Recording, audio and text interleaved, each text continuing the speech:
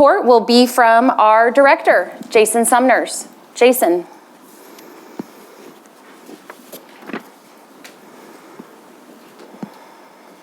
Thanks, Madam Chair. Welcome all of our guests to our commission meeting. Have to give an early shout out to our protection team. It was great to spend some time with our agent trainee class this morning, and the chair and I were reflecting on there's just a level of presence and professionalism amongst that group of individuals. I'm extremely excited about the fact we've been able to recruit another exceptional class of agent trainees and look forward to what they'll be able to accomplish for the department and for the citizens of the state of Missouri. All right, so I'll jump right in with my update. First off, huge congratulations to Larissa Smith, our policy unit supervisor, and Sean Gruber, our education unit chief, for being selected to attend the National Conservation Leadership Institute in West Virginia. This is the premier leadership opportunity for folks in the conservation field, and many of our leadership team have had the fortune of participating in that program. So again, congratulations to Larissa and Sean. Also, I'd like to congratulate Information and Technology Project Manager Sarah Ulrich, who was recently selected for the inaugural Business Services Professional of the Year Award by the Midwest Association of Fish and Wildlife Agencies.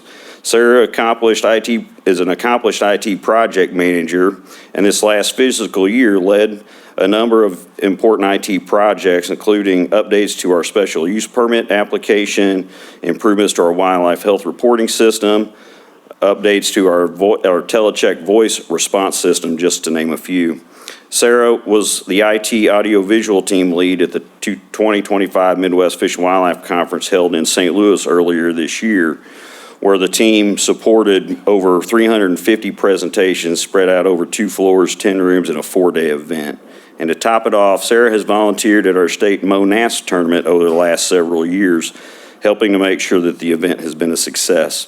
Sarah is shown here with Kendra Wecker, the MAFWA Executive Committee representative, and she serves as the Business Services Professional of the Year Award. She received this at our MAFWA Directors Meeting in French Lick, Indiana, earlier last month. During the month of May, we offered the opportunity for Missourians to apply for the 2025 elk hunting and bear hunting seasons. We had just over 5,000 individuals apply for the bear hunting permit and 8,400 individuals apply for elk hunting opportunities. These numbers are really similar to what we've seen in the last few years. With summer upon us, we kicked off another successful internship program with 28 interns working with 8 branches across the agency. Program has been extremely successful as we have recruited 15 current team members from our intern program. Internship titles included aquaculture intern, community conservation intern, community engagement intern, community and private lands conservation intern, conservation educator, customer service experience intern, electrical engineering intern, fisheries technician, interns with the Johnny Morris Institute at the University of Missouri, our internal auditor intern, interpretive naturalist, natural heritage program intern,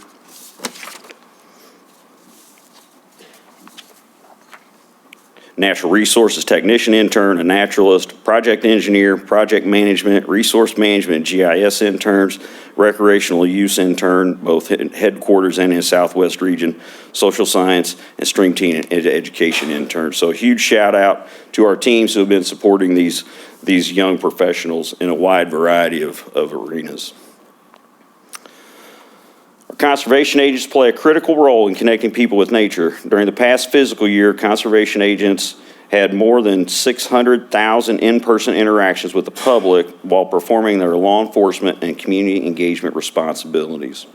Pictured here is Montgomery County Conservation Agent Breanne Hamble with some very happy elementary students. She was invited to their school graduation, where she was awarded a certificate of recognition for the regular interactions and programs she provided to students at the school.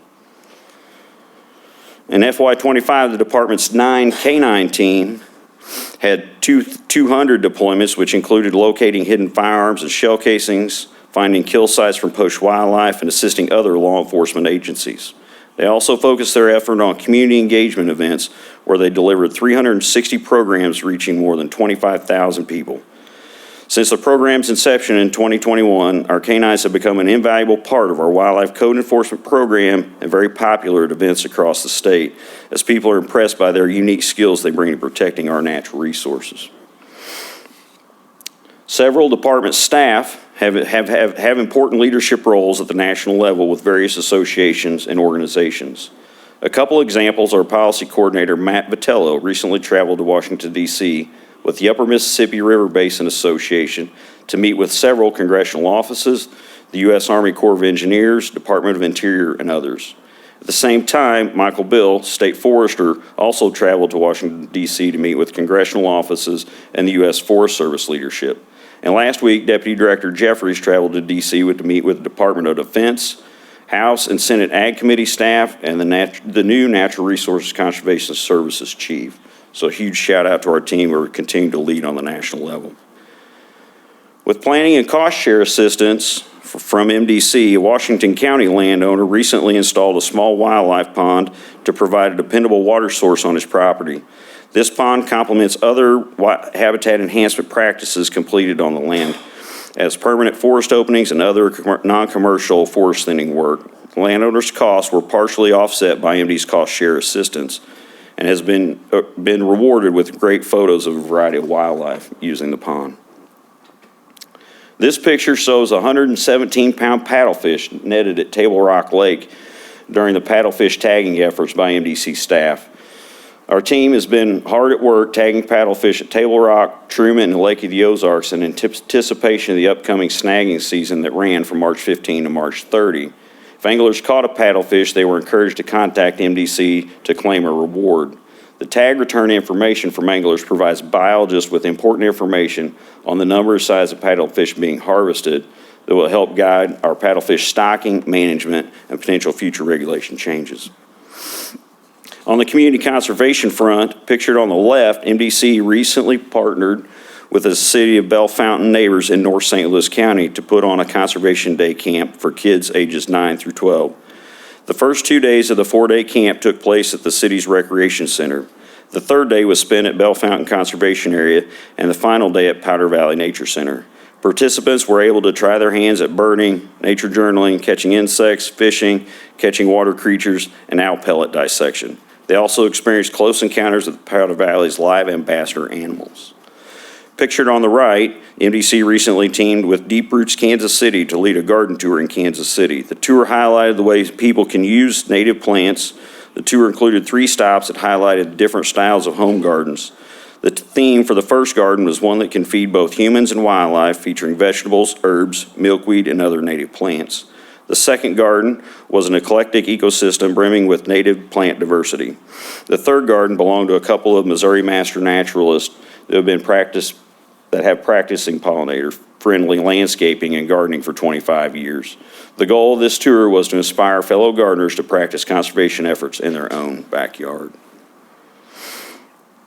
On June 18th, the Department, Pheasants Forever, Quail Forever, and the Nature Conservancy and local landowners celebrated the opening of 2 new conservation areas in the Grand River Grasslands Priority Geography in Harrison County. The 2 tracts were acquired by Pheasants Forever and later purchased by the department. This process helped expedite the acquisition process. The 160-acre tract is a new addition to Pawnee Prairie Conservation Area, which is owned by MDC and TNC. The tract was converted from crop fields to native grass and forage mix last winter. The 74-acre tract has some remnant prairie species that would be restored through herbicide treatment and prescribed fire. These 2 acquisitions are the first in this priority geography in nearly 20 years. We continue to see success in our feral hog elimination efforts. Aerial operations have become increasingly more efficient to feral hog elimination program.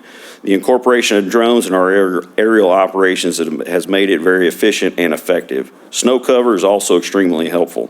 During the first 2 weeks in January this year, there was snow on the ground, and as you can see, the helicopter, they were able to eliminate 589 hogs during this 2-week period.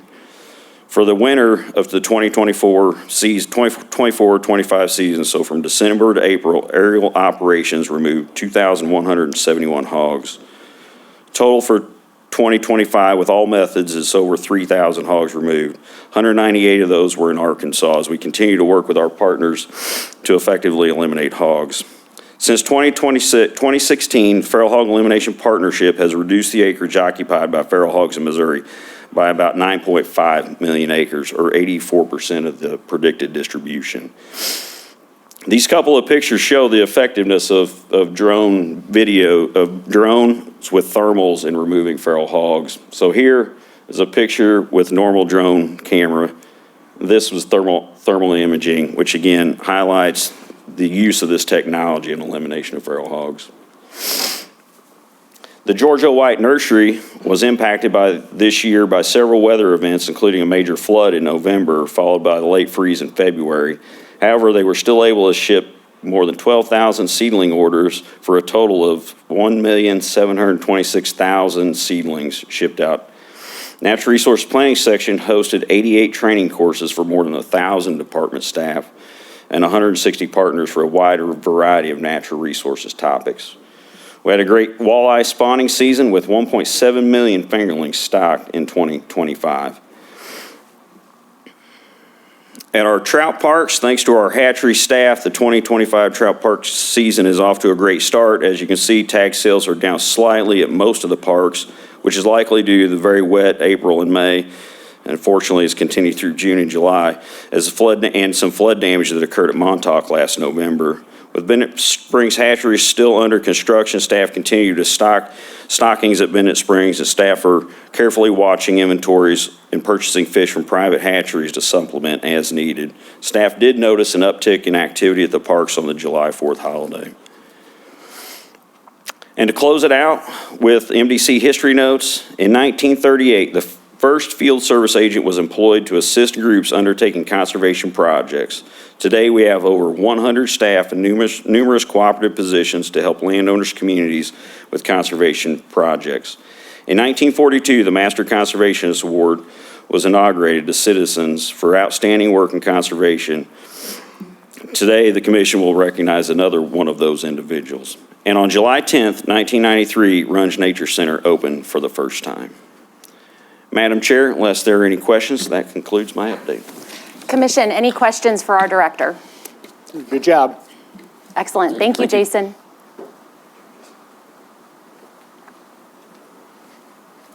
Good morning, Madam Chair, Commissioners. That last note there with Runge Nature Center 1993, growing up in Jeff City, I kind of remember that. So rather fitting that our next presentation is on our education programs. It's my pleasure to introduce Dr. Margie Van Dieven.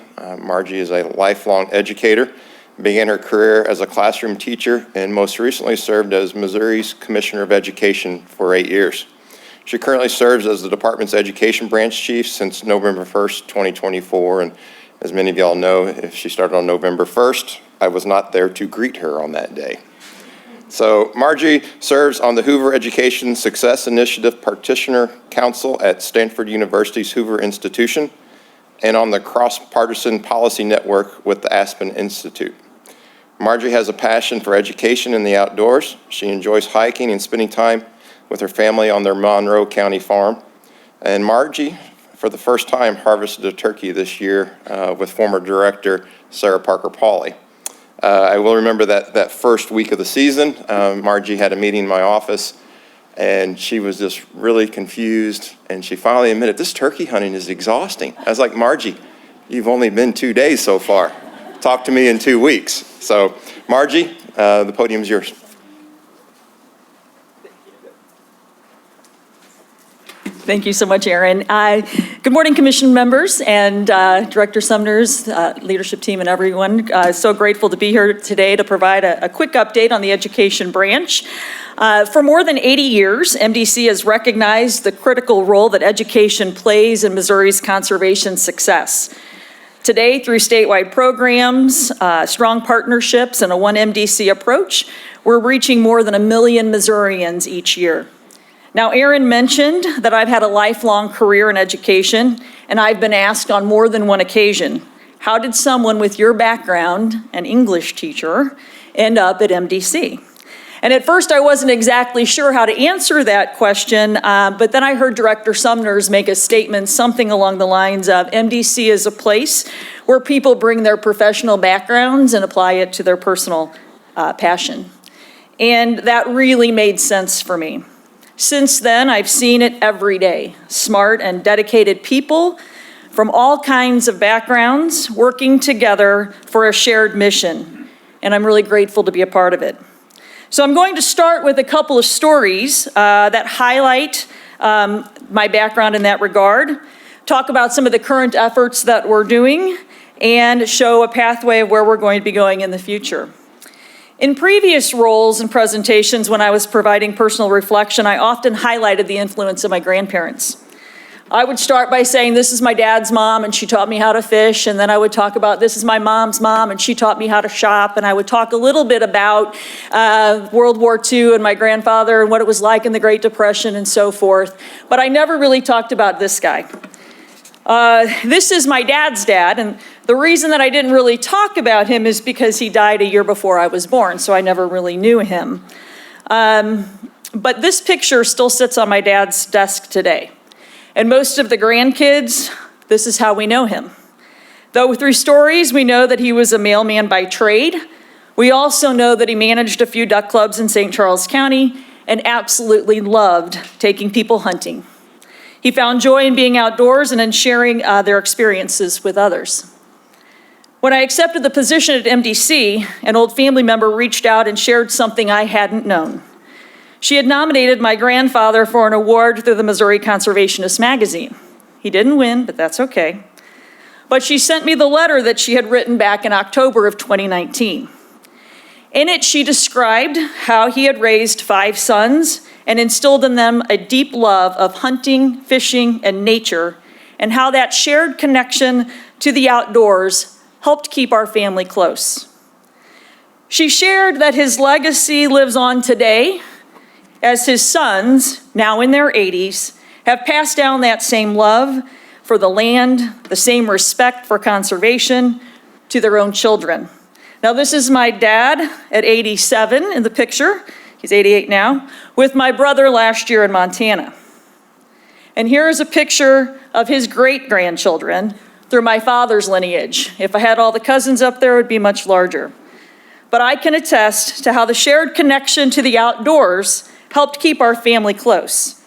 And in my short time here, I've discovered that many people across MDC share similar stories, whether as recipients of this kind of legacy or those who are creating it.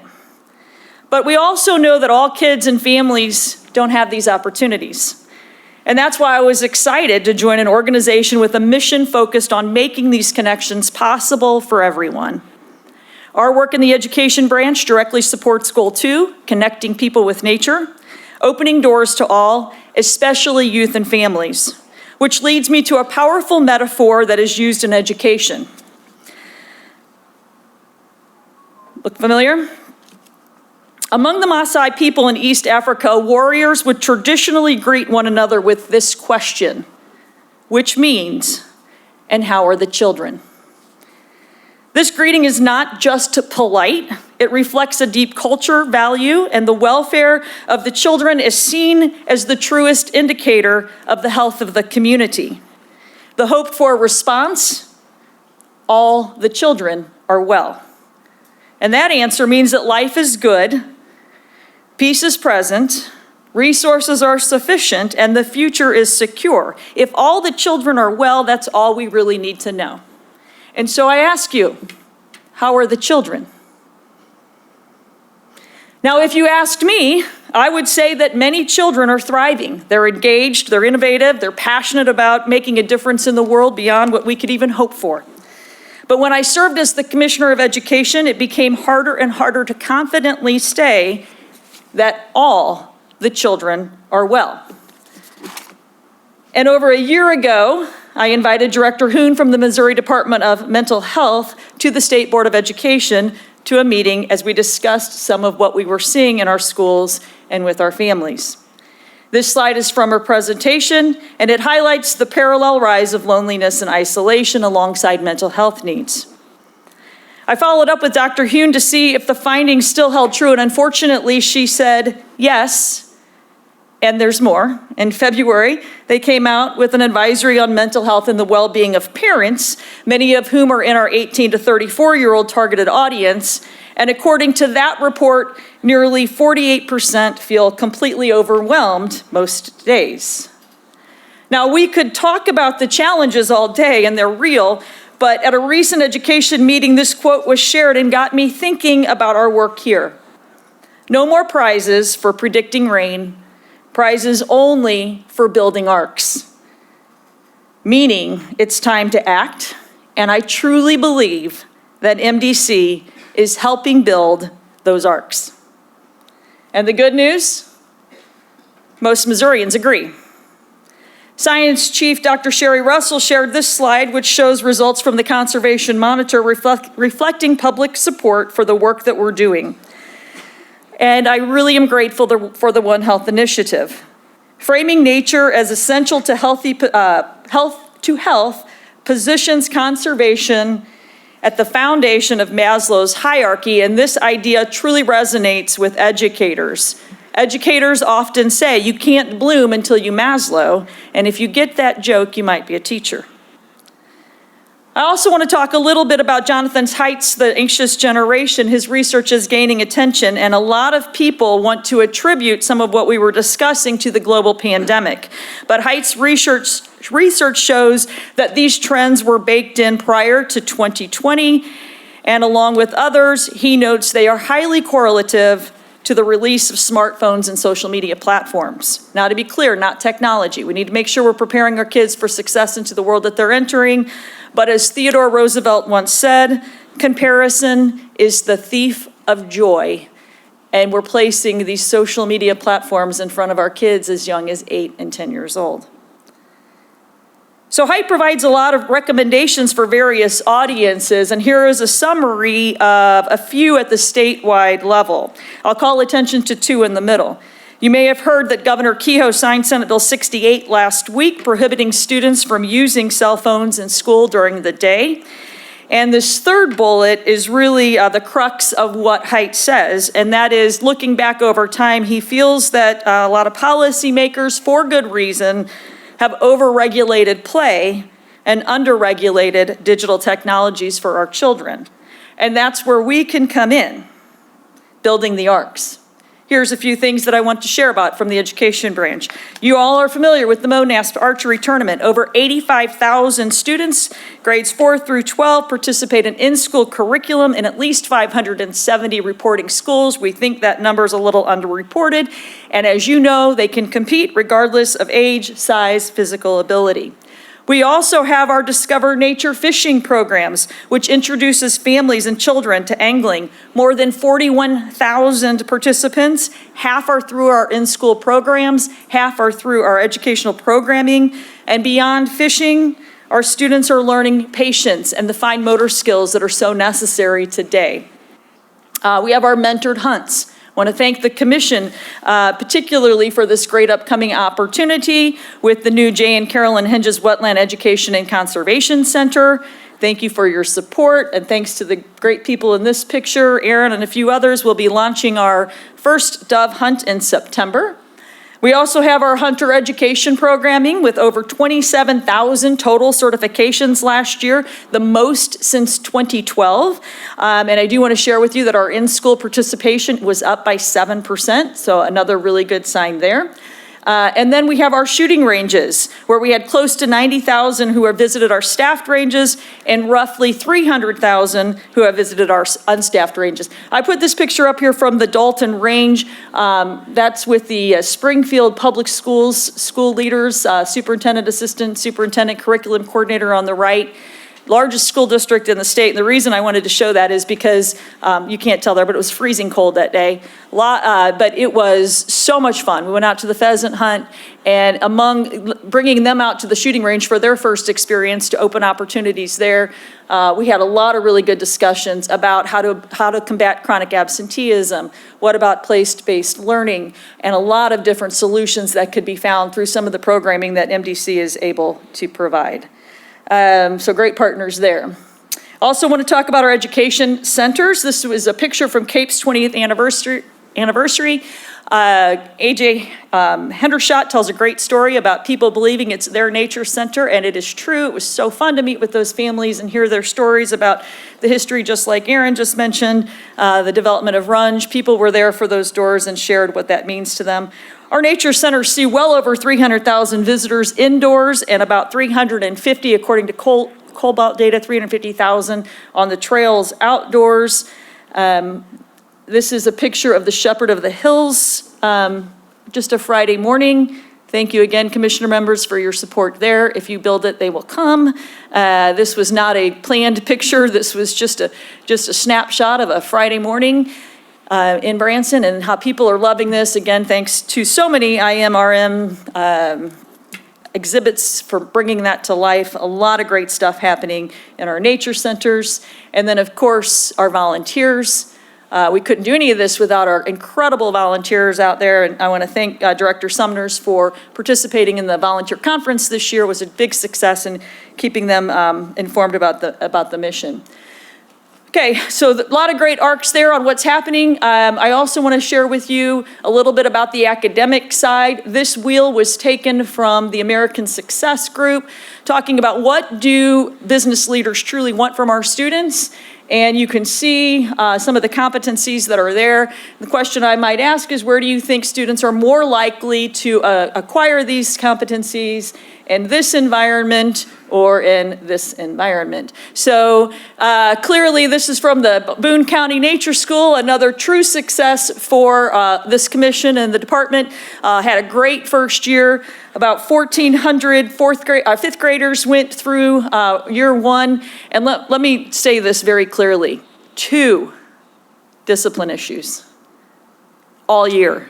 Like, I think we should stop on that one. That's like incredible, right?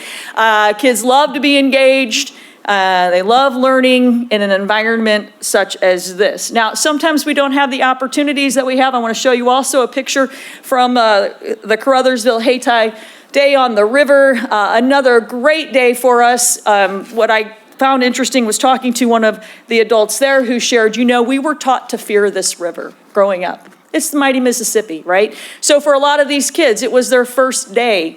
Protection took them out, education came back, and they explored all the beautiful things that Habitat has to provide right in their own backyards. Another great day. So I want to talk quickly about the curriculum here. Some pretty significant changes that are occurring as we update and continue to update the curriculum, particularly kindergarten, first and second grade. Again, if you've been following what's happening in schools, this is filling a huge void for our teachers. We have a fully aligned Missouri curriculum, aligned to Missouri learning standards, next generation science standards, about Missouri, written by Missouri teachers. It's just fantastic, and we're getting a lot of really good feedback on that. Here's what the teachers are saying about it out year one. You'll see 88% agree students are highly engaged with the content. That's what you want to see. And I chose this picture in particular because that is taken from the Boone County Nature School. Look at that teacher's face. Most teachers I know went into the profession for moments like that, and to be quite frank, they're getting too few of those these days. And so what a treat to see that sort of joy outside with our kids in the class, learning about things. This slide is so also great when research supports it. This slide is also taken from science about what doing it, how nature contributes to the health and well-being of our children, of our students, other good work there. And then I want to bring it home by here saying, why does this matter to you as commission members? We've been talking a lot about how this impacts our families and our children and our schools.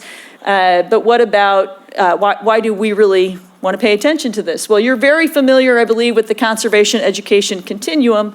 And you heard me say in the beginning, I'll say it at the end, we're reaching over 1 million Missourians. A lot of times it's their first point of contact, bringing in that awareness, stimulating that curiosity, bringing them down the continuum here to where they're ready to take action and stewardship, really tying into this whole health of ecosystem that we see in the One Health programming, healthy people, healthy environment, healthy animals. We all work together to do that. So again, high satisfaction, working hard to maintain that high satisfaction, and also adding to that a high level of trust.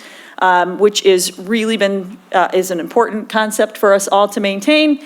And so what's next?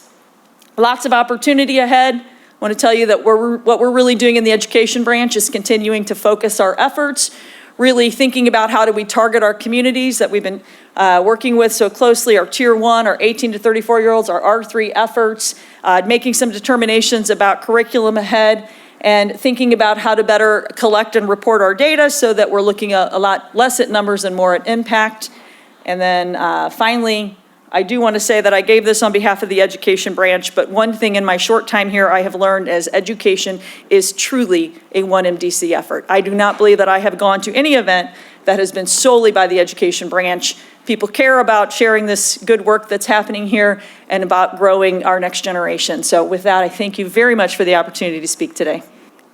Margie, great update. Thank you so much. I know it's the first time you've presented to the commission in this role, and I think we've really enjoyed hearing this presentation. Also want to echo your gratitude for the team across the state that can bring so many of these opportunities to fruition.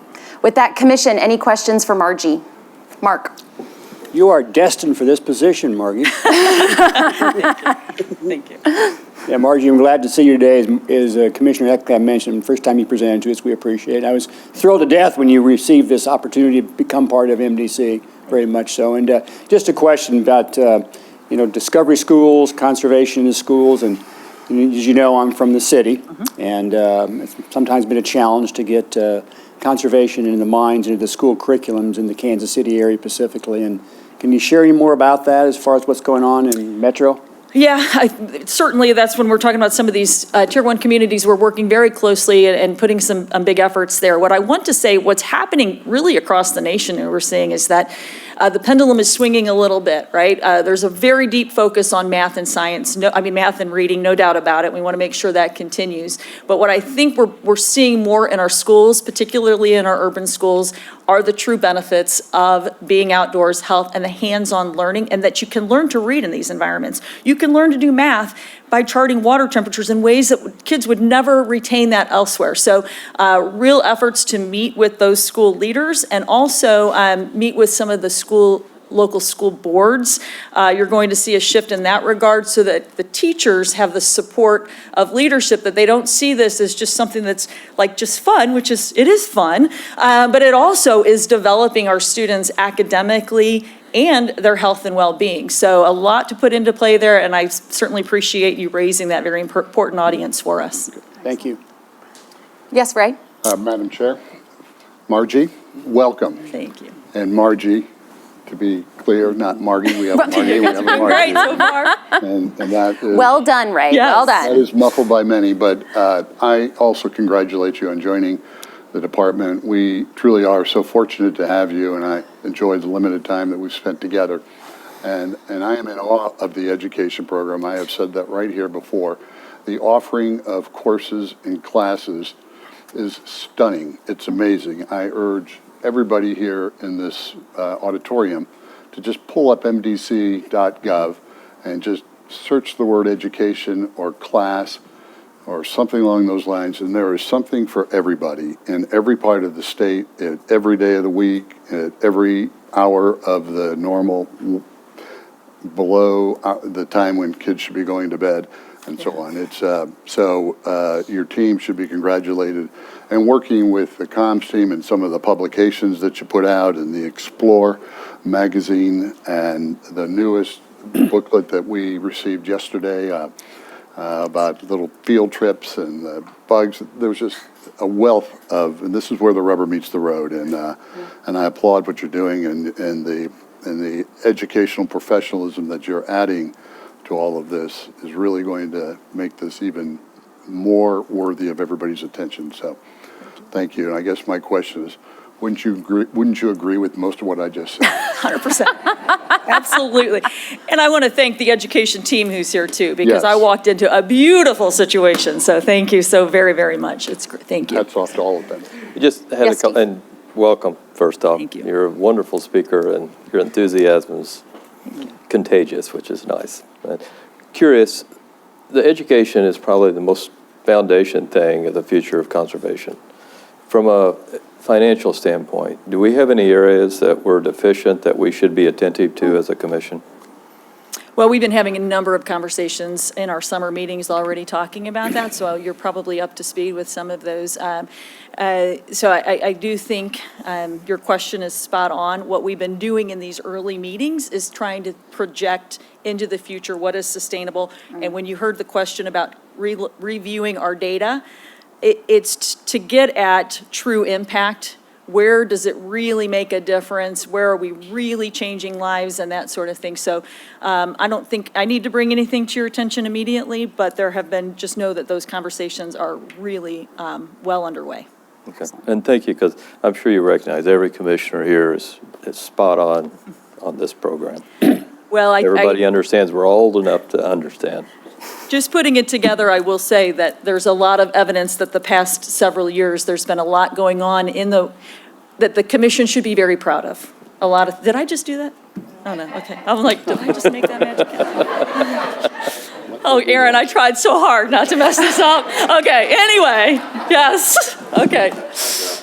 Thank you. Yeah, Thank mic drop. Yeah. Margie, you did wonderful. Thank you. So, thank you very Thanks, much. Margie. Thank you very much, I Yep. appreciate it. Thank you for your support.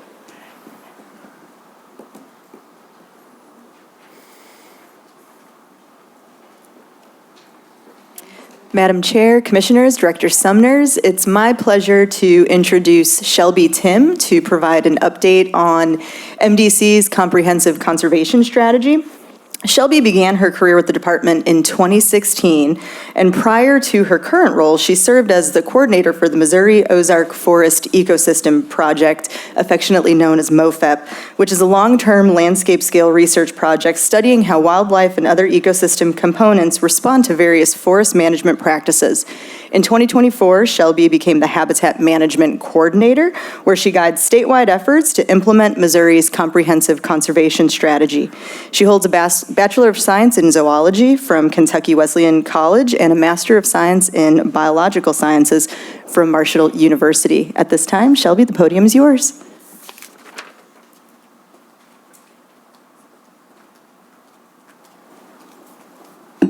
Thank you, Laura, and thank you all for giving me the opportunity to present to you today.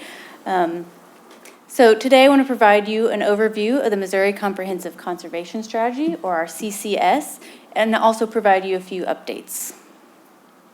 So what is the CCS? It's a process that identifies Missouri's conservation priorities to inform decision-making regarding the greatest opportunities for regenerative and sustainable conservation of Missouri's natural resources. So again, this is about helping inform our decision-making and identifying the greatest opportunities. So the CCS is the integration of Missouri's State Forest Action Plan, our State Wildlife Action Plan, conservation partner priorities, public and private land conservation, community conservation and recreational use, priority watersheds, and other conservation challenges and opportunities, all addressed and identified within this single framework. So I also just want to quickly highlight the State Forest Action Plan and the State Wildlife Action Plan. For context, these are two plans that each state is required to have in order to receive various federal funding, such as the State Wildlife Grant. And each of these plans require updating on a 10-year cycle. We are the first and only state to have combined our State Forest Action Plan and State Wildlife Action Plan into a single comprehensive plan. So just one of the many ways that Missouri is being a leader in conservation. And the integration of these plans further streamlines those required updates to the Fish and Wildlife Service and Forest Service, and our next comprehensive update will not be until 2030. We are essentially 5 years ahead of most states who are currently updating their SWAPs this year. Okay, so we have combined all of these components into a single framework. So now what? How do we successfully implement something this large? For context, this document is 566 pages. Conservation opportunities exist everywhere, and so how do we prioritize where to go to work? And that brings us to our tiered approaches. So within the CCS, we highlight these 3 tiered approaches. We have our natural, community, and habitat management tiers, where we primarily focus on taking care of nature. And then we have our community conservation and recreational use tiers, which are primarily focused on connecting people with nature. The current version of the CCS document that was completed and improved in 2020 only includes the natural, community, and habitat management tiers. However, we knew that we were working toward these other prioritizations So the framework is already built within the CCS, and we'll be able to add these other two tiered approaches as part of our interim updates to the U.S. Fish and Wildlife Service and the U.S. Forest Service. Today, I'm going to focus on the tiered approach to natural community and habitat management. But before transitioning, I just want to quickly highlight the other two tiered approaches. So both community conservation and recreational use will help us ensure that all Missourians, including new and underserved audiences, have opportunities and access to both learn about and connect with nature and understand the human health benefits of doing so. For community conservation, Missouri's goal is to incorporate nature into community landscapes and infrastructure, and for the benefit of both people and the natural resources. And to be successful in that goal, these efforts rely on involvement and engagement with local governments, citizens, and private organizations. And that is work that the agency has always done. We learned a little bit about it from Margie. So again, but by identifying tiers, we can identify communities that may have greater need for more focused efforts. It can also help us recognize the different needs across our urban, suburban, and our rural communities. We also have a team currently working on development of MDC's first recreational use strategy. This is another data-driven solution to identify where to prioritize resources for recreation management, ensuring that Missourians have a place to go to enjoy nature. And not only that they have places to go to enjoy nature, but they also have access to a range of outdoor recreational opportunities, knowing that we all connect to nature in different ways. This strategy will also include an action plan that will guide MDC's recreational use efforts for the next 5 years, and this plan will be finalized in FY26 by the recreational use planning teams. So each of these tiered approaches has their own planning team dedicated to it. Now we're going to focus in on the tiered approach to natural community and habitat management. So as I mentioned earlier, the CCS includes our State Wildlife Action Plan, and part of the SWAP's requirements are to identify species of greatest conservation need, and these are species that are generally rare or declining, and one of the goals of the SWAPs are to be proactive and prevent species from ever becoming threatened or endangered. Within Missouri CCS, we have identified 681 species, and that includes plants and invertebrates. So we're a little bit ahead of the curve on that. Most states are just now adding plants and invertebrates into their plan this year. For Missouri, our SGCN list is primarily based on our species of conservation concern. So we've already identified our species that are rare or declining or that need more help. So it makes sense for these two lists to be aligned. And for our SGCNs, we've also added in characteristic species, and these are species that are better indicators of healthy and functioning habitat and are ideal for monitoring overall community health, so they can often be easier to study than those very rare species.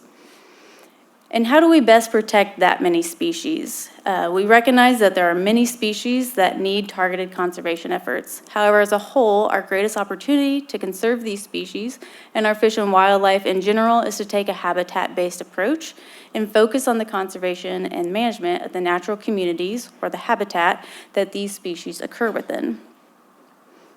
And it's funny because we had a reference to this earlier, but I can't think about this strategy without thinking about Field of Dreams. If you build it, they will come.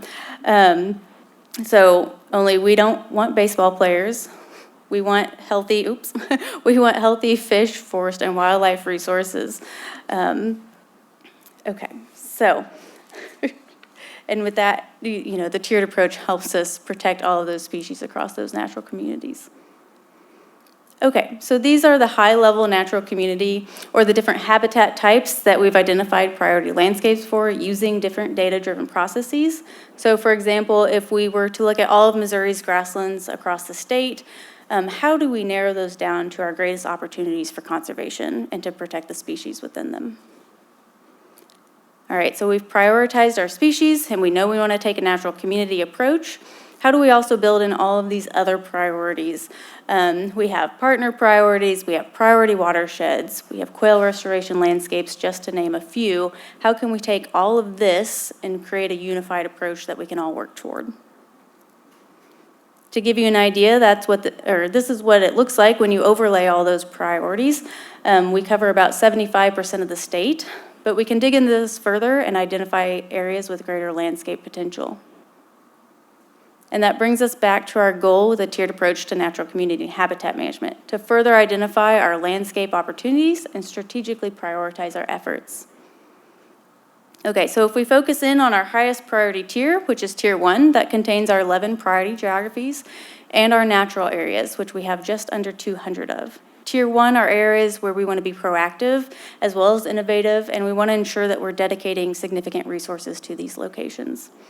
Our priority geographies take a landscape approach, meaning that we're focusing on large areas that will improve habitat connectivity and can support a wide range of species, including those that need more extensive habitats or rely on multiple habitat types or natural communities.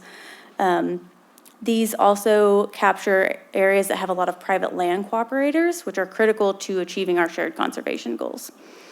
To help implement proactive conservation efforts and to help us achieve our future desired conditions for these landscapes, each PG, or priority geography, has a dedicated interdisciplinary team made up of both staff and partners that plan and implement management within these landscapes on both public and private land. And then for our natural areas, those are the smaller red polygons you can kind of see on the map. These conserve and sustain some of our best remaining examples of Missouri's unique natural communities and the species that rely on them, and many of those are also captured within our priority geographies. We also are taking additional steps within these highest priority landscapes to measure our conservation impact over time by developing both the Landscape Health Index and the Community Health Index, which I'll talk a little bit more in a moment. So for Tier 1, we cover almost 3% of the state, but capture 12% of our MDC managed areas. Moving into Tier 2, that adds in our remaining conservation opportunity area network.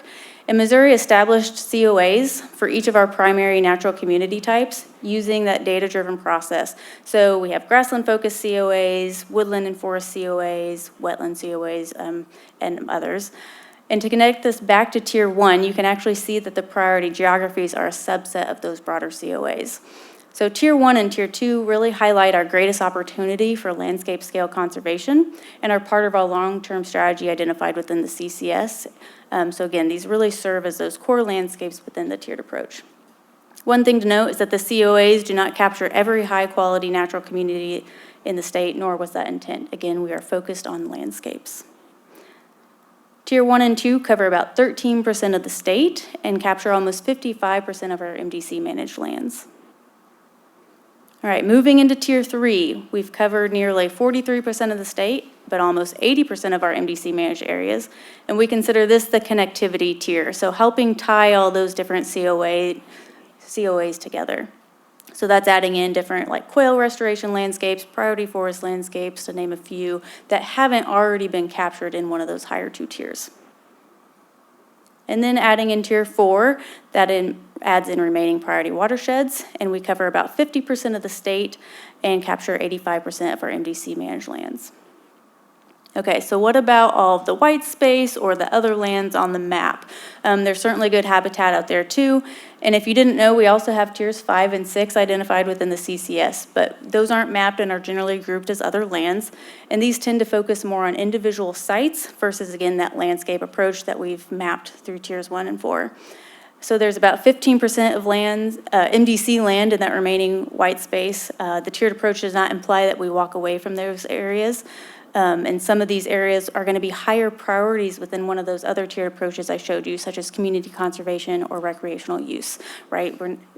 Each area doesn't necessarily serve each purpose. So for habitat, these areas are lower priority. But again, the goal is that this is a tool to help us prioritize where to go to work based on our limited resources, and it focuses on intact habitats. One way we are trying to balance our work across the tiers is by setting statewide percentage targets for how we plan our time and how we allocate our budget. So this helps us be proactive in those top 2 tiers, while also ensuring that we are maintaining across all tiers. We also recognize that this target needs to be a little bit flexible year to year, especially at that regional level. The tiered approach identifies where to go to work, but it doesn't necessarily get at the timing or the cost of different management efforts.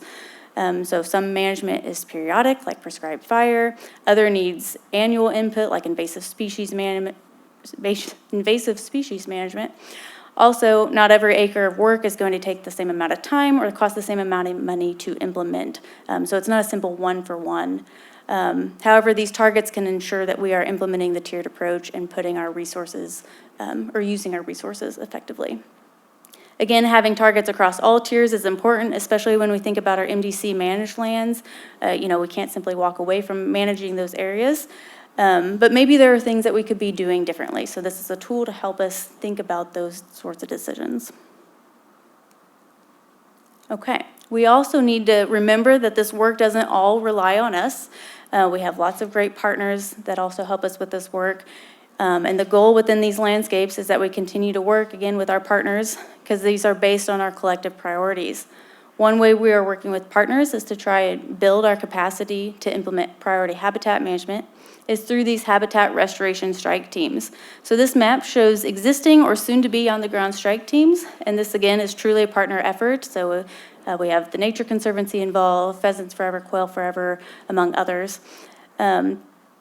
So again, we are all working toward our shared conservation goals. The long-term vision across this partnership is that we would have strike teams working across the state, across our priority tiers. Within these areas, the mobile strike teams can work across any ownership boundary, which is one of the major strengths of partnering with Pheasants Forever and Quail Forever.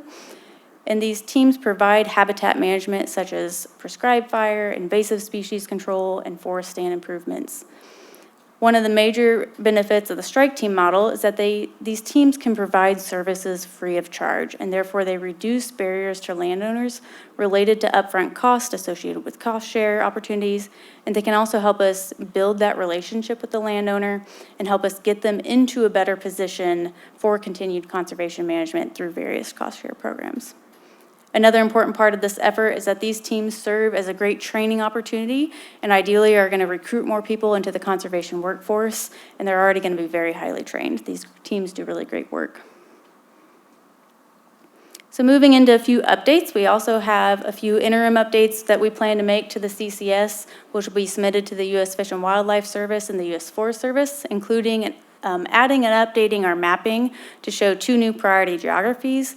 High Lonesome Priority Geography, which was added in 2023, and Golden Grasslands that was finalized in 2024. So these priority geographies have grassland focus that protect strong remnant prairie cores. And that brings us up to 11 total priority geographies, and that's where we plan to remain for the foreseeable future.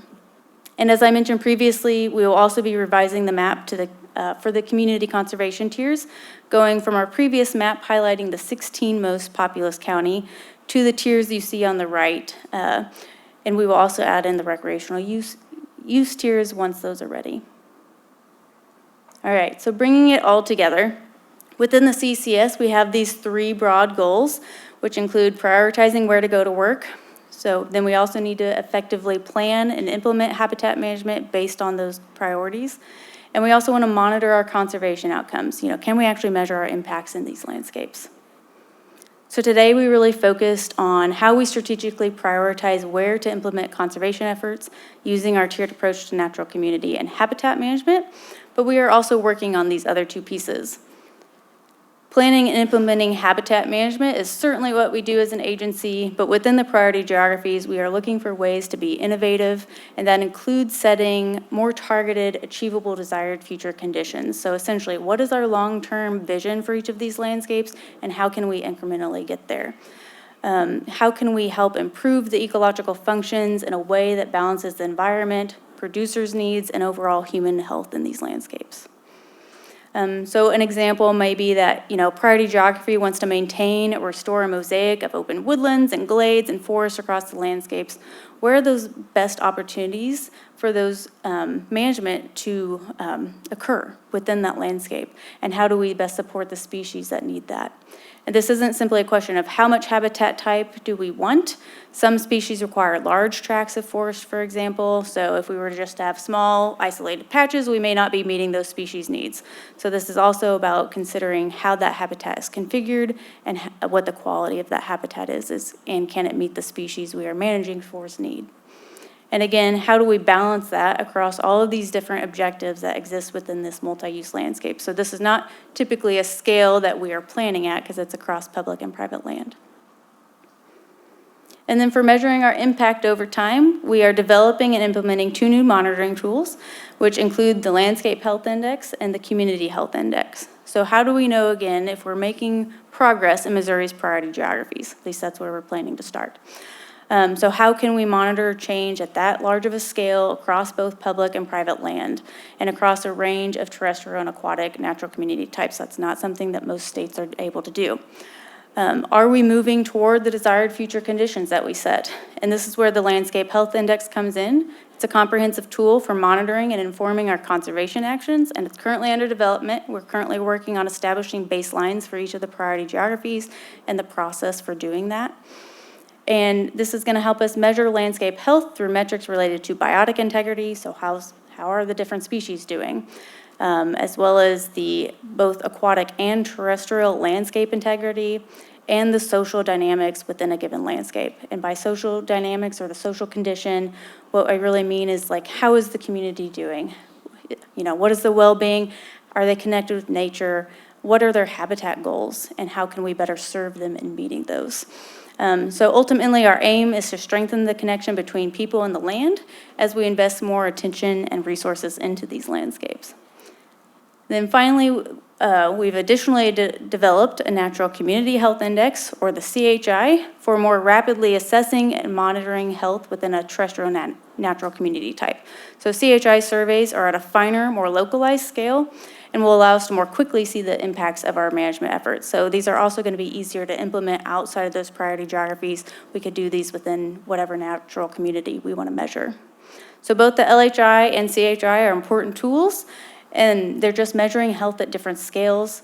By using both of these tools, we can begin to understand if over time, if our site level management efforts are actually rolling up into meaningful outcomes at a landscape scale. So bringing these 3 components together, we've identified where to prioritize work. We'll continue to work on refining our target, and we will have the tools to measure if we are making progress toward those long-term goals. And with that, I'm happy to take any questions. Excellent, Shelby. Thank you so much for giving us that in-depth presentation on the CCS. My big takeaway is we do have obligations, notably to our federal partners, but really the team is optimizing a lot of opportunity in how we roll together all these opportunities. So Yes. Thank you. Commission, any questions for Shelby? Mark? I think the last statement you made, good presentation, Shelby, tools to measure. Because obviously what we do needs to be evaluated as far as effectiveness in order to accomplish our goals. So example of tools to measure? Those will be the Landscape Health Index and the Community Health Index. So those will give us a score. For example, the Landscape Health Index, we will eventually have an overall score for each priority geography that combines all of those different metrics. So looking at biotic integrity, we're doing bird surveys, frog surveys, all these different types of biotic surveys. We're looking at landscape conditions, so using a lot of different remote sensing, which is where most states kind of leave it, just using those sorts of tools. And then also measuring, looking at the social condition. So we're working on surveys and things like that to come up with that score that we will then monitor over time. And similar with the CHI, that's just, again, at that finer scale. So it's a much faster process. One of your early slides talked about community conservation, which is great. And I know we've made a lot of good headway in that regard over the last few years. And then you had recreation use and development. I think I heard you say that's going to happen in fiscal '26. Is that what I understood you to say? Yes, that's my understanding, is that that plan will be finalized in FY26 from that team. Yes. Okay, so that's kind of bringing together the community conservation with recreation at some point. Is that kind of where that leads to then? Yeah, each are separate tiers, but yeah, recreational use more focusing on providing opportunities for people, places for people to go and experience nature. And again, looking at how people are experience nature and how they're using it, bike riding and all of these different things that we are starting to pursue in new ways. So ensuring that all of those opportunities are provided. And you could do that with partners as well, is that correct? Yes. Okay. I think all of this work definitely works with partners. Thank you. Excellent. Yeah. Thank you, Mark. Commission, any other questions for Shelby?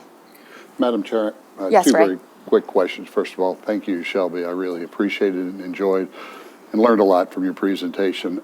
You put a slide up there showing that there are 681 endangered species. How do you work, and you mentioned federal partnerships, with the federal government? And in particular, there was legislation that all eyes were upon a year or so ago, RAWA, and it was to protect and to come in and address a number of these endangered species. And how have we navigated or prioritized these 681 in light of the fact that legislation did not happen, which will not provide the resources and structure that might otherwise have been provided? And then the second question, I'll just throw it out very quickly. The tiers, interesting to me, and I look forward to hearing more about those. How are the boundaries? Let's take tier 1 or tier 2. You know, what is the process for establishing a tier, putting attention, defining a tier, if I might ask? I see what it is, but how did it get to each one of those in a nutshell?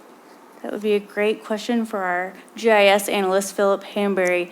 But for at least like COAs, which is kind of the core of where we started and part of the SWAP requirements. Sorry, I'm going to start with your second question. You might have to repeat your first one. We established, again, we went through a prioritization process for each natural community type. So for wetlands, so different data that is relevant to wetlands and different remote sensing data. And then basically that created, as you add those up, those are how you kind of establish those boundaries. So those highest level rankings are where we drew them. So they can end on different boundaries. I think, some are kind of watershed boundaries, but typically on some kind of ecological. It becomes sort of a natural, coming together and Yes. defining if organic understanding of a tier once you're talking about it. Yes. Yes. So hopefully that helped answer. I'm happy to provide more information after this as well. Okay. And then for your other question, The 681 Yes. species and Thank how you. to address those in light of going it alone, so to yes. speak. And I will mention, those are not at that threatened and endangered federal status or even the state status. So those are identified to be preventative. So maybe there's something going on with these, or maybe we need to learn more about these species, maybe we don't know enough. So the goal is to help prevent them from ever getting to that stage to where they need really more focused efforts. So by identifying them as SGCNs or state or species of greatest conservation need, that allows us to research them more through the state wildlife grant, the SWIG grant. So that federal funding, also as an agency, wildlife diversity is something that we've always focused on. So in this state, this is work that we've always done, where a lot of states really require or really rely on that federal funding more to do this. So yes, RAWA certainly lowers what could be done, especially for like strike teams, that statewide model. RAWA could have helped fund and get some of that work done as well. But in general, I think the state is very set up for, taking care of our wildlife diversity, so. That's fabulous. And I'll add that I know that it was not just animals, but also plants Yes, included in plants, there as yes, well. so that really increases that size of that list. Wonderful, thank you. Excellent. Shelby, thank you so much. Thank you. Thank you. Yes. Thank you all, appreciate it. So we are going to transition to some time where individuals have submitted written requests prior to our meeting to speak to the commission. I'd like to acknowledge that we do have an above-average crowd today, so welcome all to this Conservation Commission meeting. First, I would like to recognize Jim Cunningham.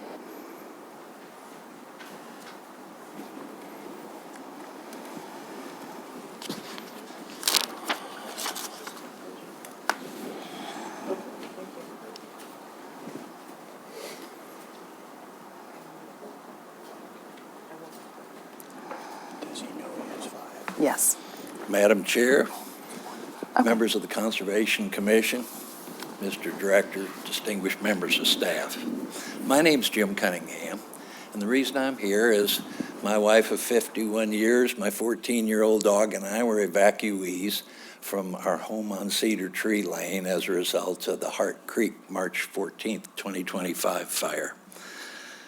And the reason I came is I think that my experiences throughout my professional career might be of some use to the commission in analyzing. I think it dovetails nicely in how you're analyzing where you're going. That experience, I've been a lawyer for 48 years. I retired in 2008. I served as general counsel to the Missouri Division of Insurance. I served after that for 26 years as general counsel of the Columbia Insurance Group. The reason I think that's pretty relevant is because we insured against loss of fire to homes and autos and businesses. So it was very much involved in analyzing risks, risk management. We'll get to that later. I also served as the elected president and chairman of the board of the Southern Boone County Fire Protection District, which was a district that responded to the fire. And during that time, I got a lot of experience with how do you put fires out, fire tactics, how to avoid losing firefighters, which was always a major concern. Finally, I walked the site of the loss. The fire occurred on a Friday afternoon and evening. I stayed out of it Saturday because the firefighters were still there putting out hot spots. Walked it Sunday morning with the former director of Missouri Department of Recreation, Parks and Rec. And he runs a lot of campgrounds, had a lot of valuable experience, plus they hike that property all the time. We all live down there pretty close to that property. And so I wanted to share some of those observations with you. First, risk management as it pertains to loss by fire. Science is developed around it, but it really is based on three pretty fundamental principles. Prevent or control a source of ignition, prevent or control the presence of combustible materials, and last, and I think really where the rubber meets the road, is how to extinguish those fires and certain conditions that may make that more difficult. This type of stuff is why you've got sprinklers in this room.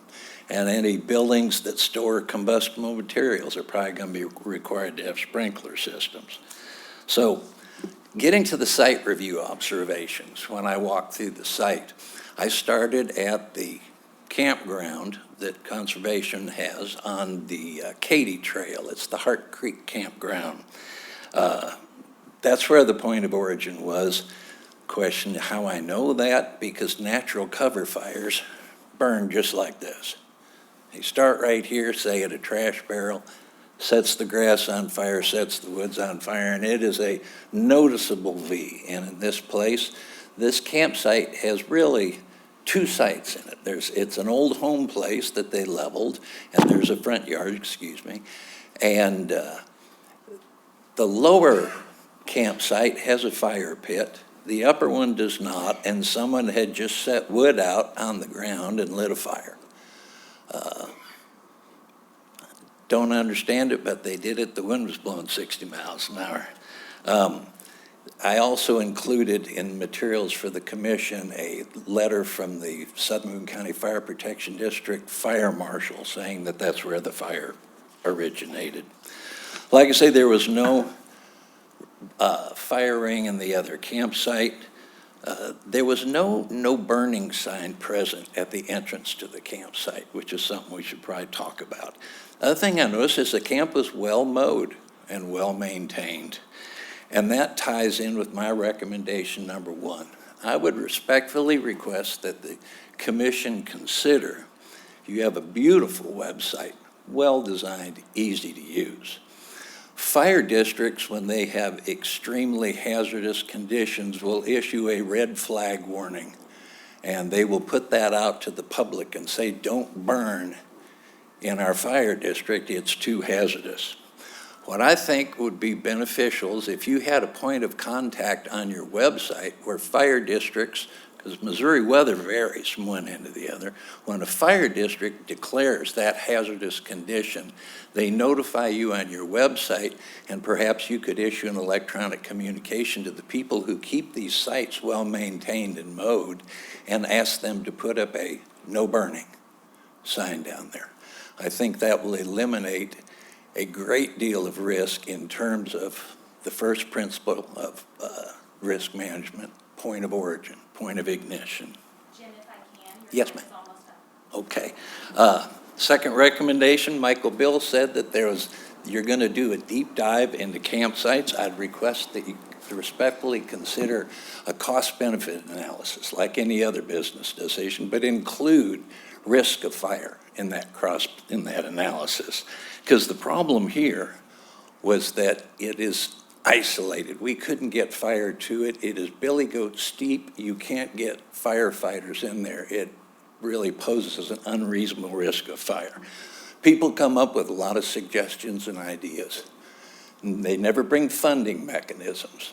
That's my recommendation number 3, and that is that you consider the use of a campsite fee box right there. They're used by the U.S. Forest Service in the Pine Bluff area. They're used by DNR, Parks and Rec, for their unsupervised campsites, and Corps of Engineers have also used them. That'll provide not only a source of revenue to allow you to pay the people to hang up the no burning sign, but also it will provide you invaluable information for your cost-benefit analysis on how many people are using your website, what the risk of fire is. I'll cut it off there, because hail, the gang's all here. But if you have any questions whatsoever, I'd be more than happy to answer them. I'm retired now. I've been working for free for a long time in the fire district, 6-year terms, just like you're all. The salary is the joy of serving, but I would always contribute in whatever way. Thank you, Jim. Thank you very much. Next, I would like to acknowledge Josh Michaelis from the State Sporting Dog Association. Josh?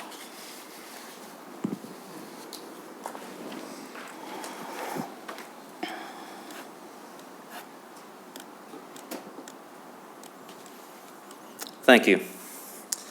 And you're right, it is a very packed house. I did not realize that when I signed on to do this, and I'm a little bit nervous, so bear with me.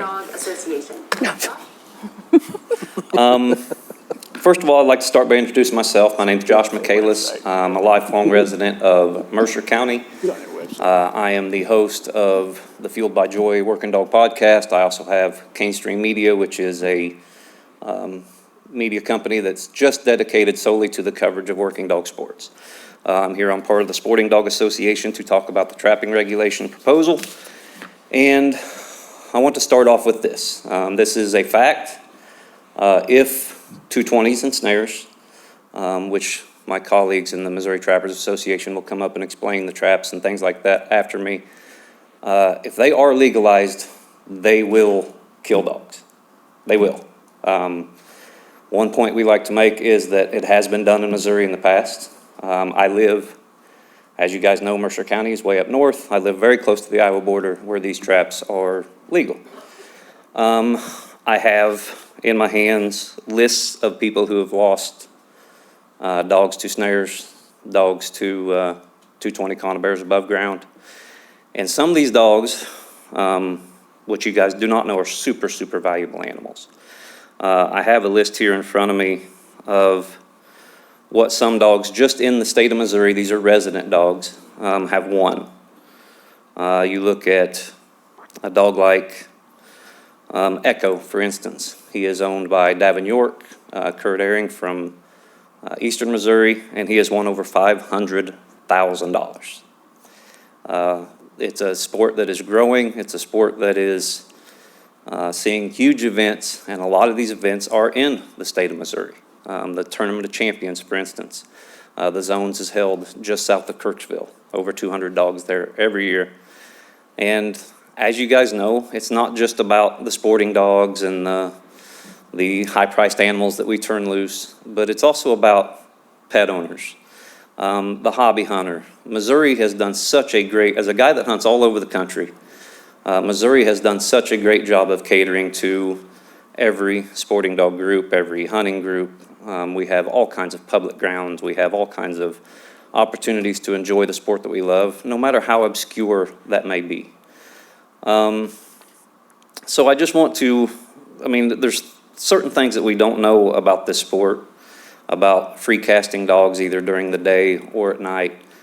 And I think that, and a lot of my colleagues will mention here on the Trappers Association side, when groups like mine, the Sporting Dog Association, and groups like the Missouri Trappers Association get together two different sports, two different conglomerates, and they get together and they agree so strongly on something like this, then, I think it's very, very good idea to listen to us. Look at this crowd. I haven't been to a conservation or a commission meeting before, but I assume this is not the norm.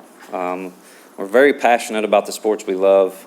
I don't want to go into the efficacy of, the trapping regulations we have now, which I think are great. My colleagues, like I said, will go ahead and do that too. But, it's a great state. We have great regulations.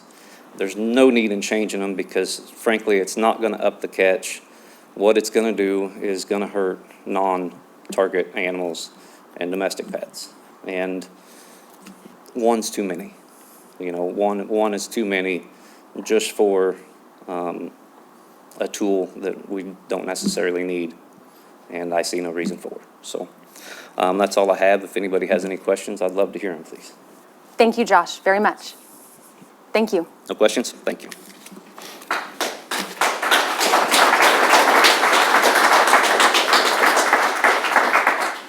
Next, I will recognize 3 individuals from the Missouri Trappers Association who are splitting their time: Doran Miller, Derek Search, and Tom Westhoff. Thanks, Josh. Thank you.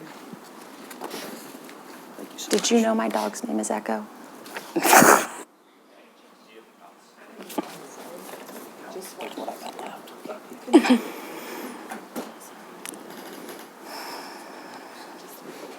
You need it?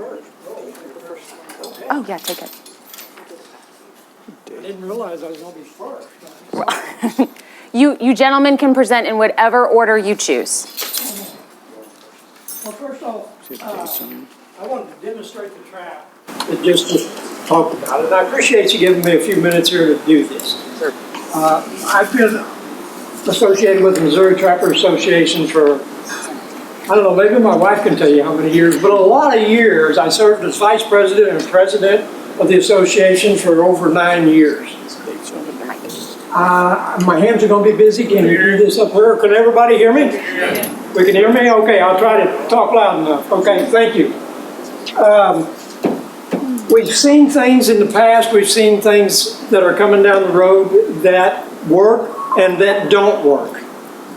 And this regulation change is going to cost us our reputation as Missouri trappers. We have a good reputation right now, as you can see, with a lot of the coon hunters. I've been buying fur for over 30 years and selling trap supplies, and there's probably not very many of you in here that I haven't either sold something to or bought something from. And I appreciate that. Give me a show of hands. Who have I worked with before? Okay, that's just a few. I'm in trouble. Anyway, I wanted to show this trap. I know we're limited on time here, but I wanted to show how powerful this trap is. I use a pair of setters here. Because it is strong, I use these setters to actually set the trap. Modernization has given us equipment today that we've never had before, and this is one of the things that we've never had. When the trap first came into existence in the 60s, it was a great tool, but we realized real quick that it wasn't necessarily the tool that's really going to help us, especially with dogs and non-target animals. Well, how I did that. Trap malfunction here. Don't get in trouble.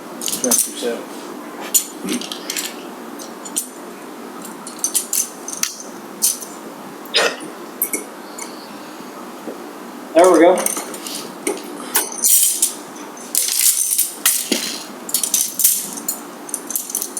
This trap is designed just like your mouse trap at home. It has a set of jaws, it has a set of triggers, it has springs on it. When you compress the trap and set the trap, and if I'm using this trap in the field, I usually use a safety gripper to keep myself safe.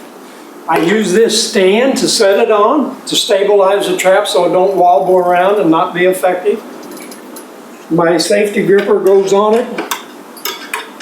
And why I'm manipulating it, I don't want it to fire, so I use this safety gripper. While this safety gripper is on there, if it does fire, the jaws won't close. Keeps me safe, keeps me safe. When I get ready to leave this trap, I stand back and look at it, be sure it's centered in the trail, which means dogs, cats, rabbits, squirrels, coyotes, $10,000 bird dogs can die in this trap. It is non-selective. It's going to kill whatever goes in this trap. There's not enough time to get there to save the animal. You cannot do that. Even with the GPS stuff we have today, these guys have spent thousands of dollars on equipment to save their dog. This won't do it. This won't do it. They're not going to get there in time. Before I leave the trap, I want to inspect it to be sure it's right. Take my safety gripper off. I take the safeties off of the trigger. And then, like I said, whatever goes through here, they're dead. There's no way to do it. No way to save them. Any questions at that point? This has come about, what, past 15 years, 20 years? This is what we call a dog-proof trap. And a lot of these guys out here that run dogs buy these traps to use to catch coon, to train dogs with. Because this trap here, it's easy to set. You put a little bait in here.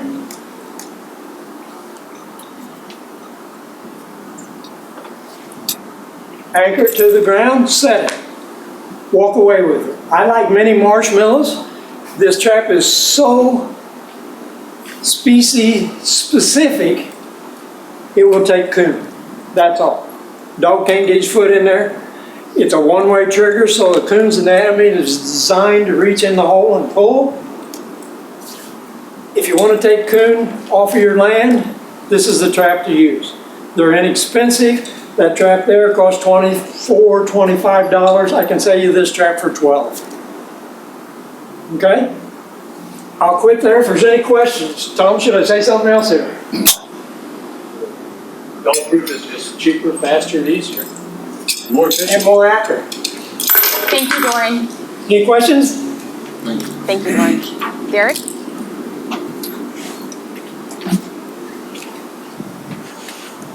My name is Derek Surge, and I am from North Central Missouri, and I've been exclusively catching live coyotes with cable restraints for the last 18 years. I've averaged between 350 to 500 coyotes per season with the use of these cable restraints, and this has been my livelihood and my passion. The Missouri cable restraint regulations have been in place for 21 years now. They were designed to protect dogs' welfare when incidentally caught. Legally set cable restraints pose no danger to dogs. I personally catch 20 to 25 dogs each year, all of which are released unharmed. Somehow, the requirement to have written permission from the adjacent landowner to set within 150 feet of a property boundary or set within 150 feet of a public roadway is being applied to the cable restraints. This change will make it impossible for the trappers who are catching live coyotes for the hound running areas to catch enough coyotes to suit their yearly needs. The new proposed changes eliminate a high percentage of the locations needed to successfully and efficiently catch coyotes. It requires between 600 and 750 coyotes per year to stock these pens. There is absolutely no way for the trappers who obtain the live coyote fox trapping permit to catch that many live coyotes with these new restrictions being applied to the cable restraints. This will result in two major changes within the coyote hunting world. It will require hound running area operators to import coyotes from out of state, which is illegal, violating the Lacey Act. However, it was common prior to Missouri implementing the current use of cable restraints. Secondly, it will result in more coyote hound hunters running outside the pens or outside these enclosures, which means more conflicts with private landowners. Before changing the cable restraint regulations, a little history of these regulations needs to be known. These regulations were specifically written for the catching of live, unharmed coyotes for these hound running area operators. For many years, when the cable restraints were legalized, a training class was required for their use, and a special permit was required in addition to your trapping permit. Over time, these special requirements were dropped when it became clear that legally set cable restraints were not a threat to dogs. The current proposed regulation changes will allow someone to set kill-type snares with no regard for incidentally caught dogs' welfare. The trappers who trap coyotes for the live market have invested thousands of dollars in equipment and facilities to pursue this. Large holding pens, specialized equipment, and hundreds of hours of labor are required. Lumping these new regulations with the cable restraint regulations will essentially shut us down. I count on these live coyotes to sell for my winter's income. This will end if these new kill snare regulations are combined with the cable restraint regulations. In closing, I ask that you do not require cable restraint users to abide by the same regulations trappers use using kill snares. Specifically, the requirements of having to be 150 feet from property lines and allow cable restraint users to continue to trap along roadways. All these proposed regulation changes are poorly thought out, and the implications will be many. With that being said, I want to just show a quick difference.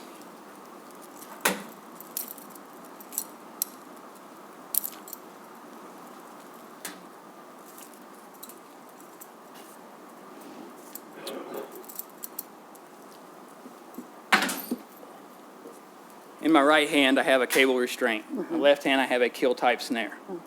With the cable restraint, we have a relaxing type lock and a deer stop set to where when this closes down, it's at a 2.5-inch circle. That deer stop does exactly what it says it's to do. If a deer runs his leg through there, the deer can slip out. And that keeps also from choking the animals down. When you go to a kill type snare, that stop's no longer there.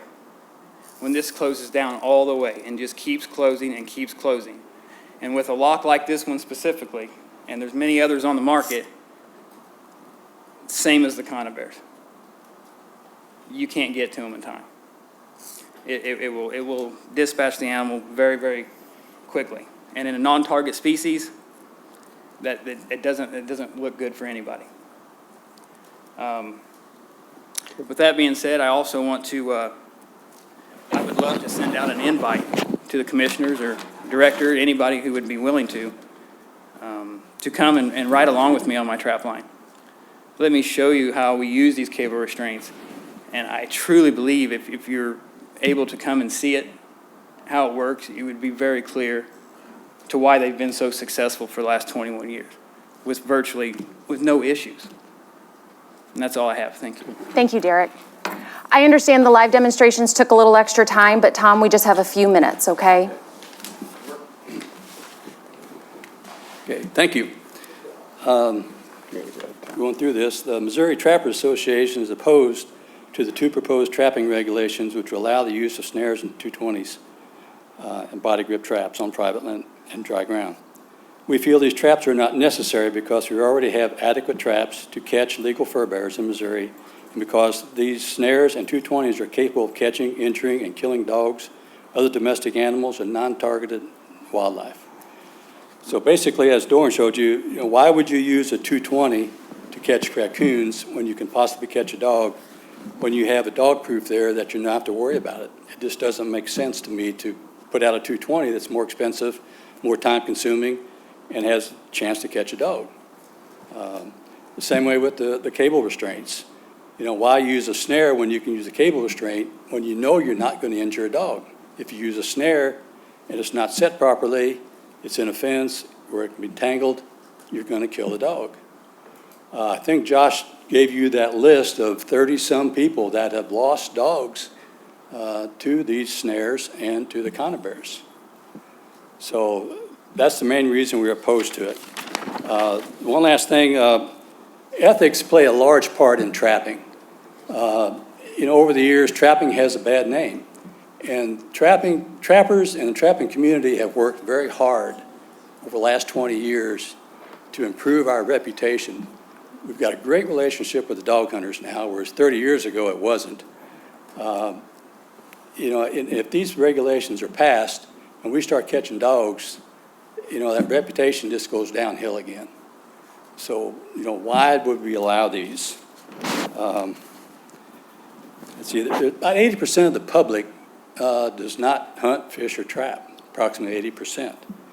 And if we start catching dogs, you know, that's going to look really bad to that 80%. They support hunting and trapping as long as it's legal and ethical. And if you start catching dogs, that's not responsible and it's not ethical. So, you know, ethics plays a huge part in what we do. And we just feel that this is not the way to go. And even on the, we haven't talked about the thermal thing, but the same thing, the ethics. Killing animals, you know, in the spring of the year, early summer, when they're pregnant, when they've got young, it's just not ethical to do. And, you know, we've been trying very hard to improve our public image, and I think we've done that. And we certainly don't want to go backwards at this point. So, any questions? Thank you, Tom. Okay. Thank you, Doran. Thank you, Derek. We are going to move on with our next speakers as you guys collect your property there. I would like to recognize Giselle Fest to the podium.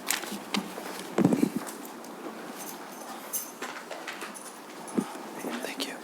Oh, thank you. Hey, Doug. Hey, Doug. Is this a summary of your comments? Yes. Okay, thank you. Yeah, and my contact information is on there too. Perfect. I've got it. Thanks, Tom. Thank you. You handed me one. Yeah, thanks for written information, too. Thanks, Tom. It's helpful.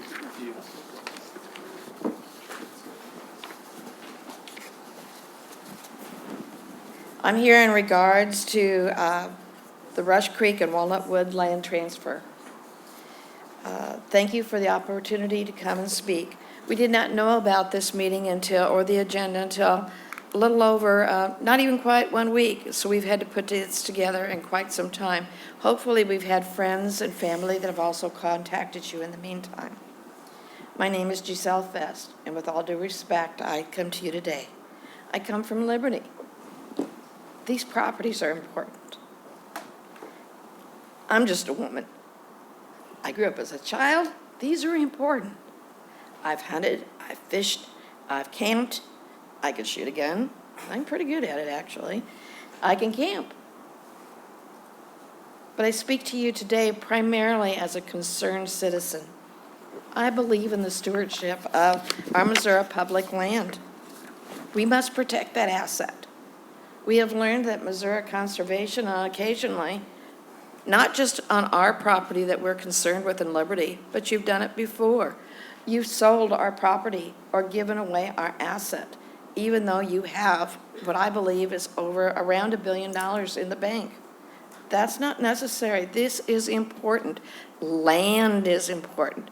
Land is an asset that is a non-renewable asset. I'm strongly opposed to the transfer of the Rush Creek and the Walnut Woods. It is currently being managed by and owned by the Missouri Conservation Department.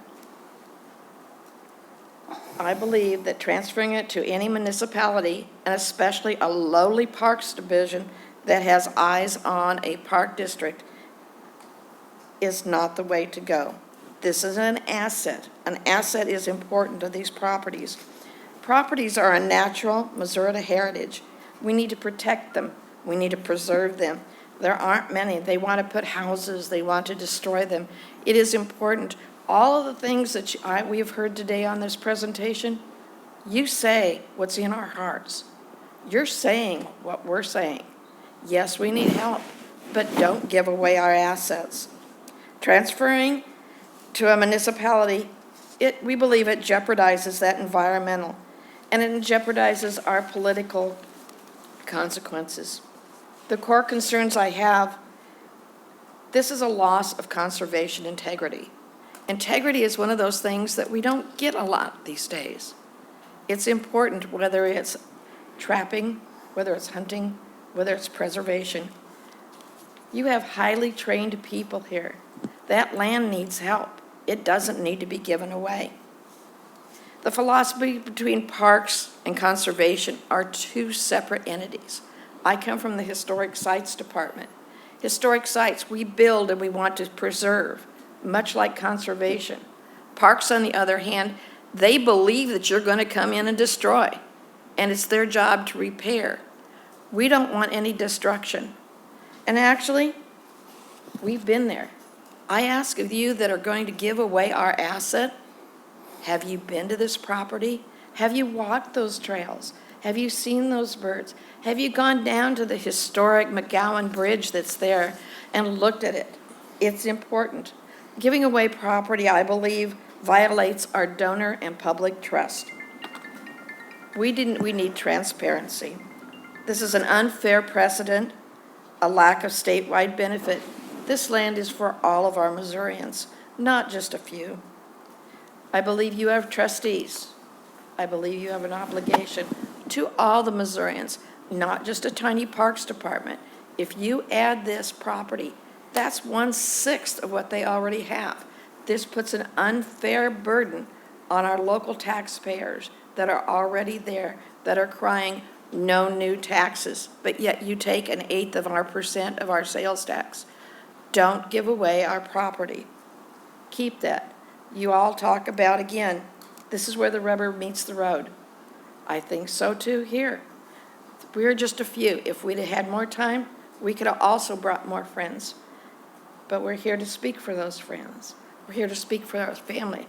We're here to speak for that coyote that we can find the scat. And if you're a farmer, if you're in it, I don't have to see that bobcat. I can walk across those creeks. I can walk across those trails. I may not see them, but I'm sure they're seeing us. If we give away this property, that's going to be gone. Please, I ask you, do not give away our asset. I thank you for the privilege of speaking. Thank you, Giselle, very much. Next, I would like to recognize David Langston.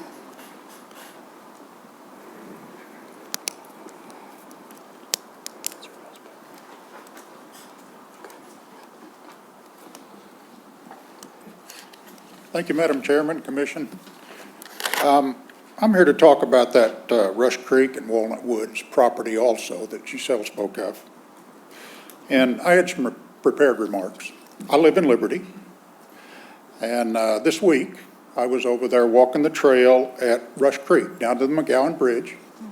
And here's a couple of brave teachers that had about 30, looked to be about 4 or 5-year-olds down there fishing for crawdads. And they're having a great time, and it will be a memory that they will never forget. But that is Missouri conservation property. Liberty doesn't have the resources to do what the Missouri Conservation Department has.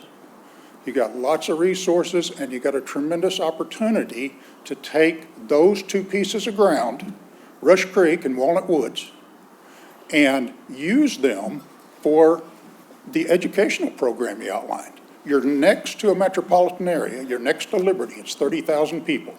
And you can take those and utilize them much better than the Parks Department can. And I'm on both of them. You know, I've been over and I've walked in Walnut Woods and I've been down to Rush Creek and I use them. Something you need to think about. Put in a little parking lot there where people have good access to the Missouri conservation property and where they can better use it. You got a community there that will use it if it's available. And, you know, it frightens me when you're buying property with the sales tax money and then you're giving it away to the city. And I'm not saying that sometimes cities shouldn't have it, but they really need to be arm's length sales. Because what are you doing to the taxpayers? You know, we're paying that to have this ground and suddenly it disappears. And it comes under the umbrella of the Parks Department. And the Parks Department and the Missouri Conservation do two different things. They think differently, they do differently. And I would like to preserve that as Missouri conservation property. And let's take advantage of that educational opportunity in a 30,000 member community and use that land to enhance those young people's educations, just like those two ladies were doing this week. Thank you very much. Thank you, David, very much. Next, I would like to recognize Mary Hill.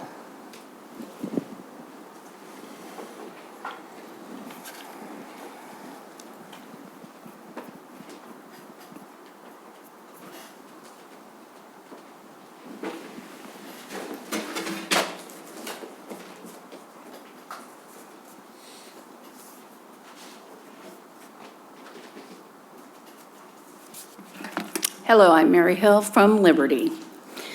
First of all, I love the MDC. You guys are amazing, absolutely amazing. I'm here to oppose the Walnut Woods, just the Walnut Woods. My opposition is to this donation is these are pristine woods that have been not touched outside of walking and biking trails. In Kansas City, we do not have very many conservation areas or natural areas compared to other parts of the state. That's why I'm here. I don't want to lose that area. My concern is that Walnut Woods adjoins Stocksdale Park, and there are some woods there, or there were a lot of woods there. The woods were pristine in Stocksdale Park 8 years ago, but 2 years ago, acres and acres of that park, the wooded park, were cut down, ground down, and even scraped down to the dirt. I have pictures.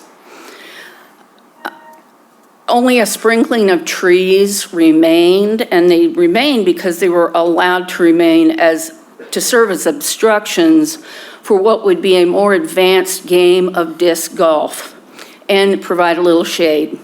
2 years ago, I did this campaign of sorts to try to get the city council to stop the chop. The city sent me an email indicating they were only removing invasive species. The parks director and the mayor were copied on that email. Anyone else could see that was clearly not true. Many acres of open land was available for disc golf playing, but the city wanted the woods also. They took a large part of it, and you can see you can see it on Google Earth. They closed entry to Walnut Woods in April for 10 days. There's only one way to get in, and that's through Stocksdale Park. It is also now known as Bad Rock Creek Disc Golf Course. They closed it for the 10 days just for a 3-day tournament. Also, about 2 years ago, they cleared an area on your Walnut Woods conservation land and cemented a disc golf basket in place. It's still there today, and it is on Walnut Woods property. So they've already imposed upon the conservation area. I would rather see Walnut Woods stay in the safe hands of the Missouri Department of Conservation, as the woods are protected by regulations like vegetation and trees may not be cut or destroyed. That's a regulation that protects them. If this donation is compelled to happen, the reversionary clause must be ironclad, perpetual, and also needs to address the arbitrary closure of the park if it does happen. I love this place. I've been hiking it for years. I used to hike the Stocksdale Woods, but they've kind of been ruined because they're open way up. I had to do this thing for like I just made a fool of myself, basically, but that's how much the Walnut Woods means to me. I want it preserved, and if it would stay in you all's hands, I would be grateful. Thank you. Thank you very much, Mary. I'd like to thank all of our folks who came to talk to the commission today, and I would like to call a 7-minute adjournment so we can take just a little bit of a break. Thank you all.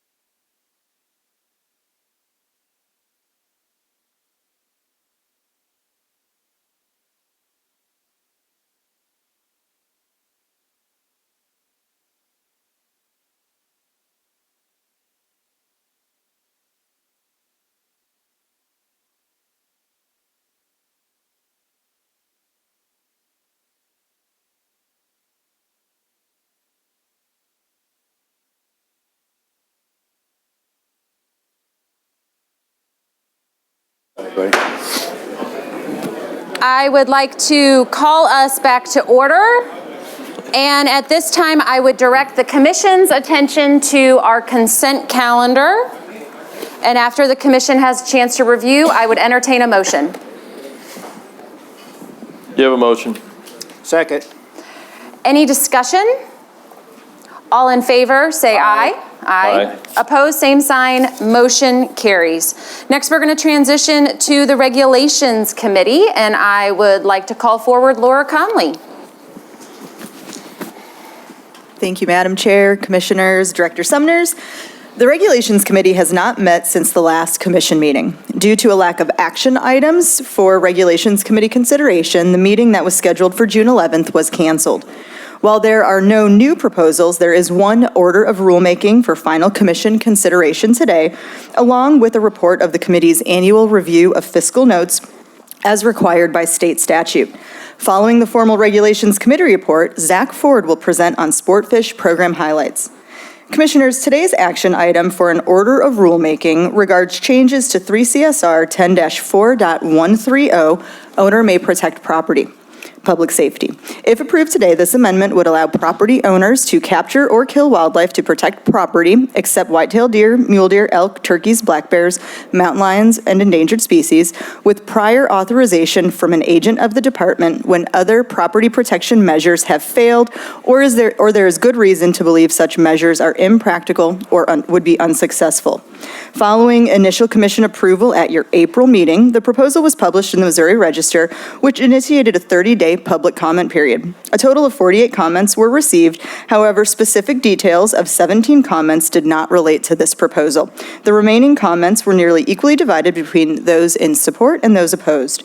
This presentation of orders of rulemaking as formal commission action signifies the final step in the department's regulation process.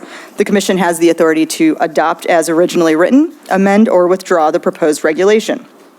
If approved today, these changes would become effective October 30th, 2025. Madam Chair, unless the commission has any questions or concerns, I request approval for this final order of rulemaking with no changes to the original recommendation. Do I have a motion to approve staff recommendation? So moved. Second. Any discussion? I do. Some of the discussion that led to this regulation had to do with who could actually authorize or approve that. Correct. And you said an agent within the department. Could you give us some clarity on, does that mean a depredation officer, a field agent, a conservation agent? Could you give clarity to that? Yeah, so in practice, it would be conservation agents or our damage biologists. But it can be either one. Correct. Is that correct? Okay, just for the record, I want to make sure that everybody understands that, because that's where this regulation came from, was a conflict in that. So an agent, your local agent, can make the recommendation. Correct. Yep. Okay, thank you. Good clarification. Any other discussion? All right, all in favor say aye. Aye. All opposed, same sign. Motion carries. Thank you.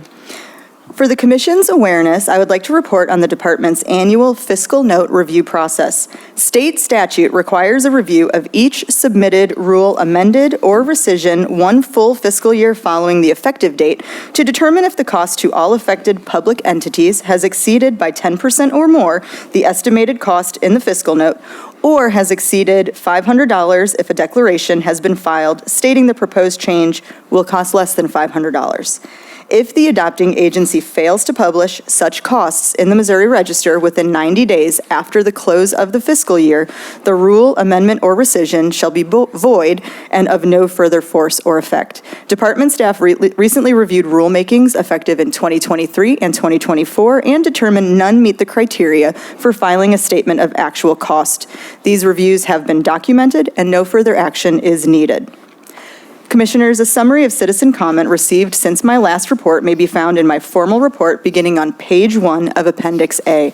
Comments were received on various species regulations and miscellaneous topics, as well as on proposed fur bearer regulations initially approved at your meeting in May. As a reminder, the official public comment period for those 3 proposals, as well as permit price proposals, began July 2nd and will run through July 31st. Comments received during that time will be compiled and summarized as for final orders of rulemaking for commission consideration in September. The next meeting of the Regulations Committee is scheduled for July 23rd, which is our mid-year code review. Madam Chair, unless there are any questions or comments, this concludes my Regulations Committee report. Please proceed. Thank you. At this time, I would like to introduce Zach Ford. Zach holds a Bachelor of Science in Wildlife Ecology and Conservation from Northwest Missouri State University and a Master of Science in Fisheries Science from the University of Missouri-Columbia. He became the Sport Fish Program Coordinator in the Aquatic Diversity and Game Fish Unit within Science Branch in February of 2024. In this role, Zach supervises 2 sportfish ecologists and serves as chair of the Sportfish Coordination Team. In his previous position as sportfish ecologist, Zach gained valuable professional experience with outcome strategy and operational planning, sportfish program development, sportfish research, and game fish regulation changes. Today, Zach will provide an overview of MDC's sportfish programs. Zach, the podium is yours.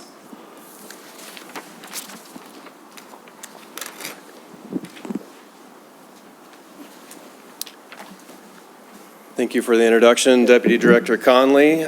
Good morning, Madam Chair, Commissioners, Director Sumners. Appreciate the opportunity to be here this morning, and then coming up on lunchtime, I'll try to stay on pace, I promise.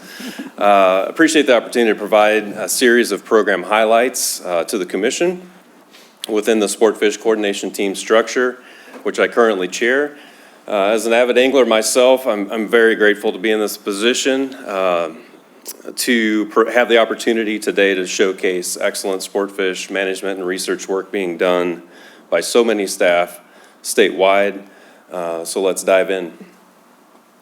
Managing sportfish populations at biologically and socially acceptable levels for approximately 1.4 million anglers in Missouri is a fundamental part of the MDC mission. The Department's Sportfish Coordination Team aligns with Outcome Goal 1.2, which is Missouri has sustainable fish and wildlife, of the Department's strategic plan, and it includes a suite of sportfish programs to help achieve this mission and vision.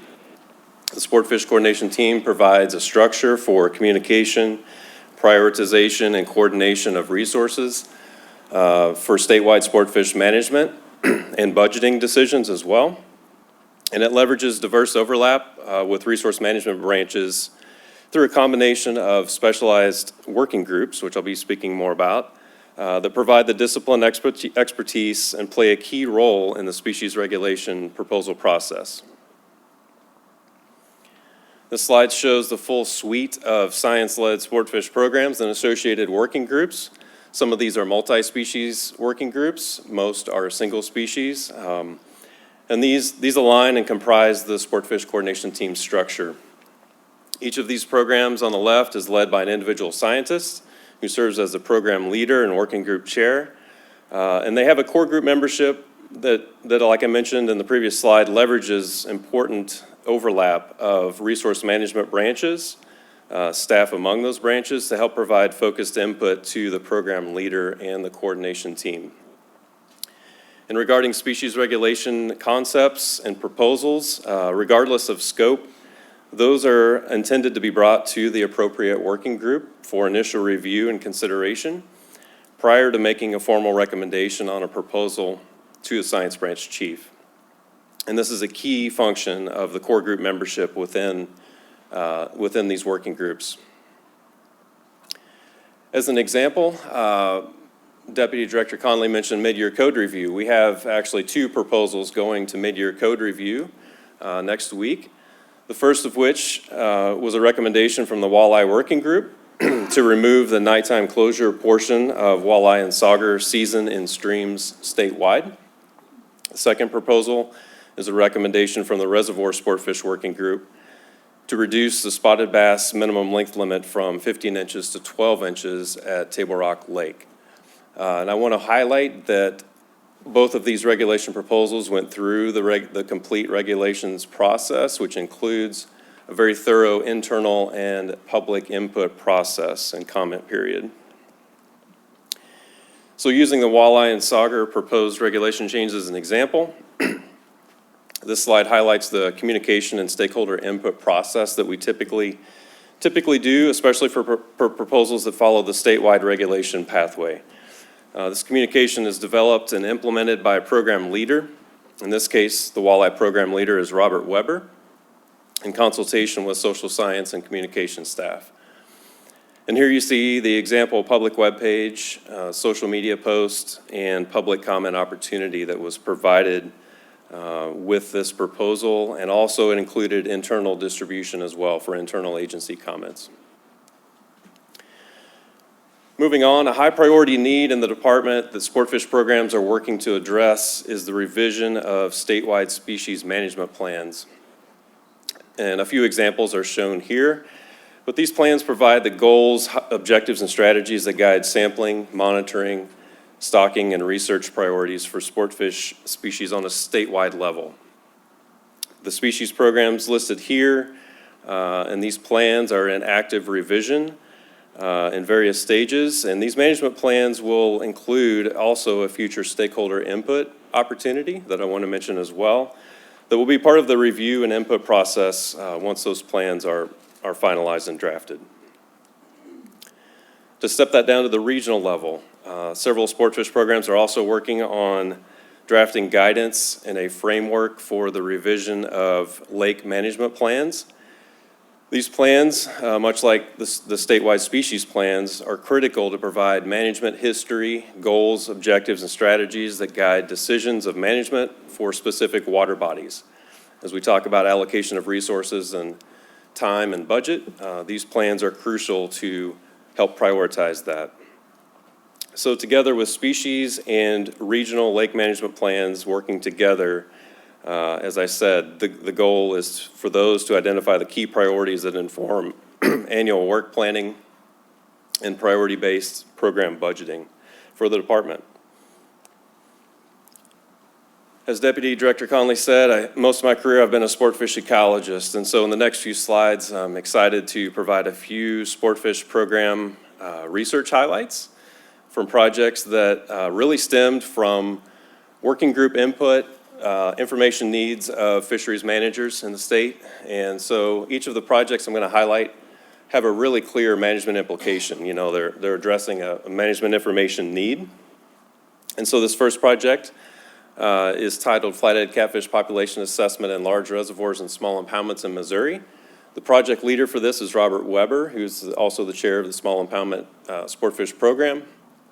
And the goal of this project is to determine population demographics, which are abundance, size, growth of these populations, genetic structure, et cetera, of large reservoir and small impoundment populations, which was previously unknown for the most part in the agency. And so clear management implications from this project that is concluding and in the final analysis stage. It will assess existing regulations for flathead catfish in these populations. And most importantly, develop long-term standard sampling protocols for biologists to use to sample a game fish species that honestly is very difficult to sample. We've done a lot of work revising the methodology to do that, which involves, as you see in the top right, an electrofishing boat and a chase boat. Sampling flathead catfish is very, it's quite an experience. But we collect fish from 3 inches all the way up to the one you see there, over 50 inches. And that's an example spine image showing how old that example fish is. It's not the age of that 51-inch fish, unfortunately. Just an example. Second program research highlight I want to mention is a project titled Built to Last Reservoir Habitat Assessment Project. This project is led by Tyler Ham, also one of our sportfish ecologists. And this overlaps with Lake Habitat Program and SRM with the overall goal to develop a protocol using sonar imaging tools to assess the current condition and longevity of fish habitat structures installed in reservoirs.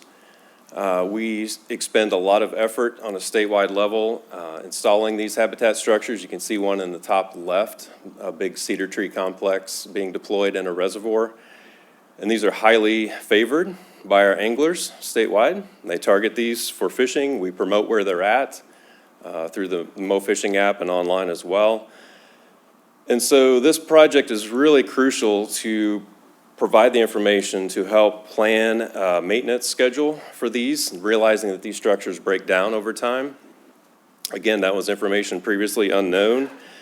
And to my knowledge, there's no other state that's addressing this the way we are, using sonar imagery and underwater cameras as well, which you see a few examples of here. And I love that big flathead catfish on the bottom left in a habitat structure. The third program research highlight is a project titled Population Demographics and Angling Impacts on Missouri's Large Reservoir Paddlefish Fisheries. Spoke with the gentleman this morning about this project, actually, which was a great conversation. This is being led by Tom Borsig and his project team. Tom Borsig is scientist and program leader of the paddlefish program.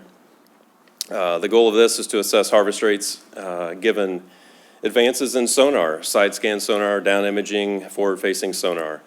So examine harvest rates, look at contribution of both hatchery and wild fish in these populations, and also examine contaminants with clear management implications to, again, assess existing regulations, adjust stocking rates, or at least consider appropriate stocking rates, and also through an angler creel that we're doing, angler survey at these reservoirs, really hone in on angler catch rates and preferences of our paddlefish anglers. So with nearly 1.4 million recreational anglers in Missouri, there remains the need to continually improve how we survey our anglers and obtain angler input and engagement on a statewide level to better inform fisheries management. One of the ways we're doing that is through a new online statewide angler survey that was piloted, started in April of 2025, in close coordination with our social science staff, informed by input from the sportfish programs on the questions that we've asked. But this is a structured, randomized survey being sent out daily to a subset of fishing permit holders. And the goal with this is to provide kind of an ongoing, rolling statewide survey, which is new for the agency.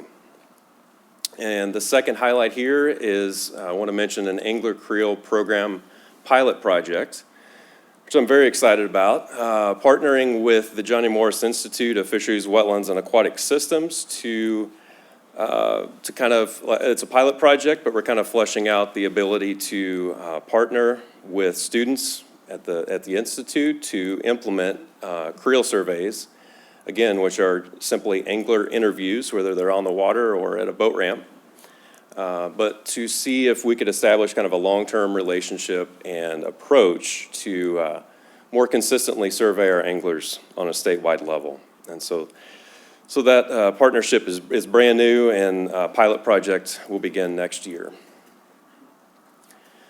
So continuing the theme of angler engagement, I want to briefly highlight another project that is called the FINS Revision Project. FINS stands for Fisheries Information Network System. Director Sumner's mentioned Sarah Olerich, an award winner. She thankfully is the IT project manager that I closely work with on this project. Outstanding partner. And this is an exciting project because FINS is essentially a statewide database that we have. We invest a lot of effort on a statewide level, biologists and scientists collecting fisheries data. And so how we manage and report that data is important. And so this is a shared statewide database that we are working with an outside contractor called Real Time Research. And the development work for this project started in March of 2024.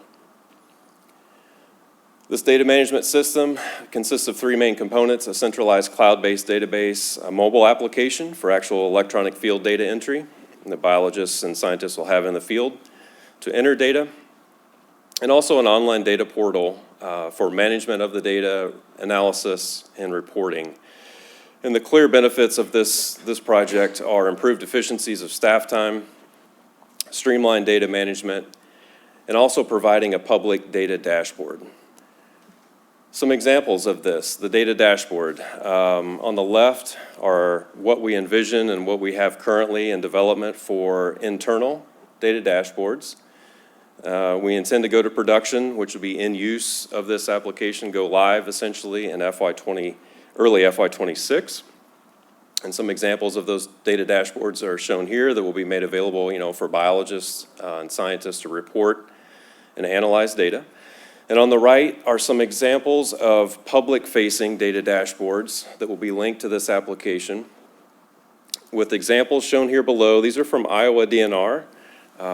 They partner with the same contractor that we do for this application, and these are some examples of what we envision to develop for our data and share publicly for anglers to, research fishing locations, look at fish populations, also make shareable for those requesting outside data requests, which we often get for this data. So making that easier to share with anglers and with other partners. Really excited about that as well. So to kind of wrap this up, as the challenging work continues among many sport fish programs, again, these are statewide programs, I want to acknowledge the one MDC value that we're demonstrating daily with our program leaders, working groups, and a very long list of staff, too many to list in this presentation, who are doing the work to better manage our sport fish population statewide. And I was just able to briefly highlight here today. Honestly, the hardest slide to produce was this one because there's so many good pictures and so many good examples of staff involvement. Yes, it's fun work. It can be challenging at times, but just wanted to provide a few highlights of the good work that staff are doing. And to conclude, honestly, I often reflect on the overall goal of this work to provide quality fishing and outdoor experiences, like this example shown here from the Nangua River, fishing for smallmouth bass. And I think of that in the context of our agency mission and vision for the benefit of existing and future generations of anglers in Missouri. I remain very grateful to be part of this good work on a statewide level. And quite honestly, I enjoy these opportunities as well with my family and friends. So with that, happy to address any questions there might be. Zach, great presentation on resources, research, and regulations. If I can, I have the first question, and you showed us more than a handful of the species management plans that are forthcoming from the group. The commission has talked about the upcoming trout management plan, paddlefish management plan. I'm curious, what might be the first one or ones that we may see from that list? I would say the trout plan is the farthest along, followed closely by the paddlefish management plan. Okay. Yeah. Excellent. Yeah. And we are having quarterly check-ins on progress, and those are top in priority. Excellent. Commission, any other questions for Zach? Mark? One of your slides you mentioned, of course, the Johnny Morris Institute of Fisheries, Wetlands, and Aquatic Systems. And I see that's a pilot program kind of getting started. And Dr. Reljays, am I saying that right? Is that the gentleman at MU right now? Correct. We've met with him. Met with him, so I'm glad that you are doing that. I think he's kind of getting up and running right now as far as his staff responsibility at MU. And so a good example of where that institute is moving forward and see the benefit of having the institute put together. And of course, we always want to thank the Missouri Conservation Heritage Foundation to get that project moving forward. And so I'm glad you're working together, let me say it that way. Agree completely, and they're great to work with. I'm super excited about that.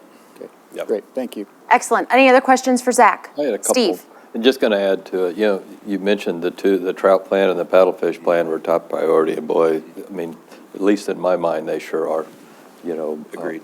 With the challenges we have on our fish and our hatchery and that sort of thing, the trout management plan, and we talked to Bruce a lot about that. I'd be anxious to see where we land on that.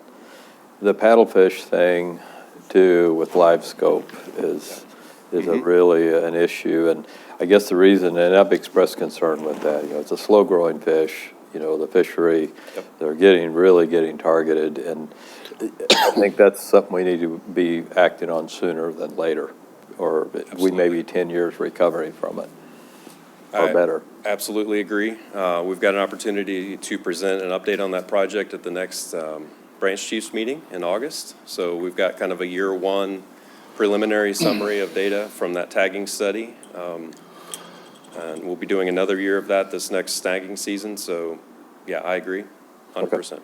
Well, thank you. I'm glad you guys are on top of it. I'm glad to hear it's a priority, because it's very important. That's exactly what I talked to an angler about this morning here. So, yeah. Excellent. Madam Chair, two very quick things. First of all, thank you so much for your report, very informative to me. Absolutely. I personally look forward to getting out and seeing the warm water hatcheries, which I've not yet experienced, and to understand it and to see what that's all about. Commissioner Harrison touched upon it, paddlefish. I have had a few people mention to me, Ray, you all need to look at the paddlefish program. Yep. Ray, can I call you about the paddlefish? And while Steve just said something about it, I didn't really even understand that. What, in 30 seconds or less, are the concerns that, and the attention that you're going to be giving all things paddlefish? Sure. So our reservoir paddlefish fisheries are put, grow, and take. So we stock paddlefish in these reservoirs. They grow to a harvestable size, and we invest a lot of effort and expense doing that every year. And so with the increase in sonar technology, which is called, what we're talking about here is forward-facing sonar, or live scope is one example. Anglers can actually, this is recreational grade sonar, anyone can buy it. Anglers can actually target larger or specific size paddlefish with, and you see a live image of the fish on your screen moving around. So you're able to target it more effectively. And so that is why we have this project in place, is to examine exploitation or harvest rates of those fish. We did this study back in 2015 to 2019, right before this technology came out. So we have an ability to kind of compare exploitation rates. Also, we're surveying our anglers as part of this with the Creel survey. So we're getting input on concerns.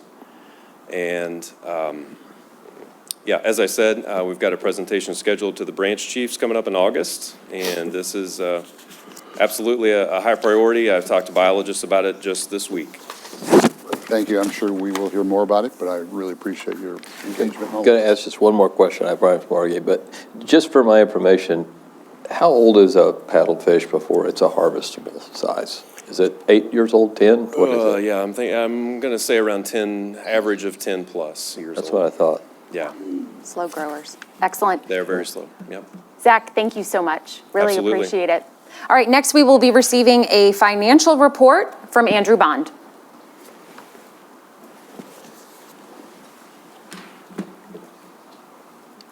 Thank you, Madam Chair, members of the commission, Director Sumners.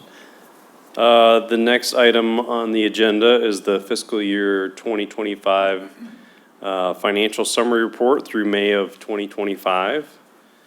While FY25 concluded on June 30 of this year, adjustments are made in this month of July that do not allow us to do a fiscal year-end report.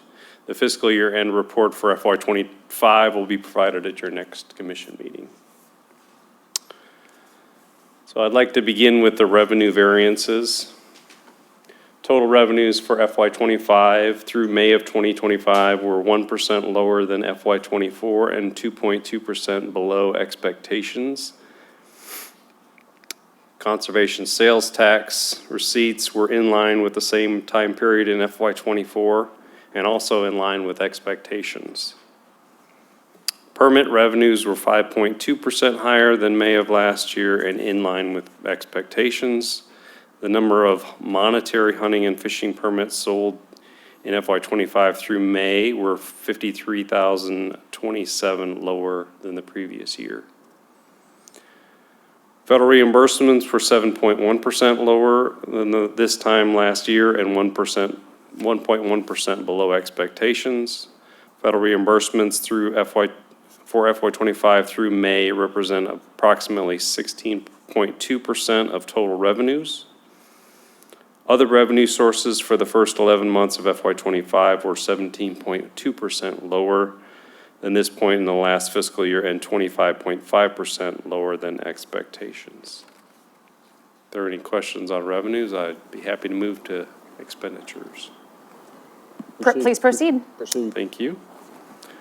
Next, turn your attention to the expenditure variances. Total operating expenditures through May 2025 were 1.2% lower than this point in the last fiscal year and 4.7% below expectations.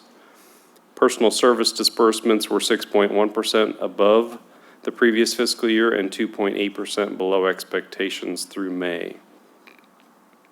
Expenses were 2.2% lower than May of FY '24 and 8.6% below expectations. Equipment disbursements were 48% lower than FY '24 to date and 2.1% below expectations. Total capital disbursements were 20.5% higher than this point in the previous fiscal year and 1.4% below FY '24 to date. Large construction payments in the month or through May included Bennett Springs hatchery renovation, Shell Osage Conservation Area Golden Anniversary Wetland renovation, Runge Nature Center siding replacement, headquarters site renovation, as you all probably saw today, Northeast Regional Office carpet replacement, and Apple Creek Conservation Area Service Road improvements. Total disbursements through May of 2025 were 2.6% higher than this point in the last fiscal year and 4% below expectations. This concludes my remarks, and I'd be happy to answer any questions. Commission, any questions for Andrew? Nope. Good. Okay. Thanks, Thank you, Andrew. Andrew. Next, moving on to Tom Neubauer, Human Resources Branch Chief and Chair of the Conservation Employees Benefits Plan. Thank you, Madam Chair, and good morning, Commissioners, Director. Just wanted to provide you with a brief update, quarterly update for the plan. As you know, our plan, Trust Fund Board, together with your support as the Conservation Commission, continues to act to better align plan income with projected plan expenses. A combined number of steps resulted in additional income to the plan in 2025, including the Commission's $2 million infusion to the plan in '24, the 2025 premium increases to offset claim trend, as well as some rate tier restructuring changes that were implemented on January 1st. When we take a look at the first quarter of plan year '24 compared to 2025, the trust fund is at an estimated $7.6 million, which is about a 4% increase from last year in the first quarter. Overall medical claims increased about $400,000, or about 11% when compared to the first quarter of '24. Prescription claims, when you take a look at the number, increased by 41%, or almost $943,000.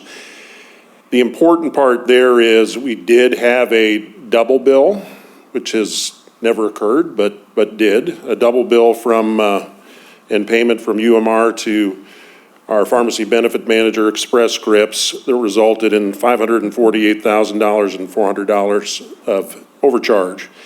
That money has been recuperated and will be reflected in next quarter's report.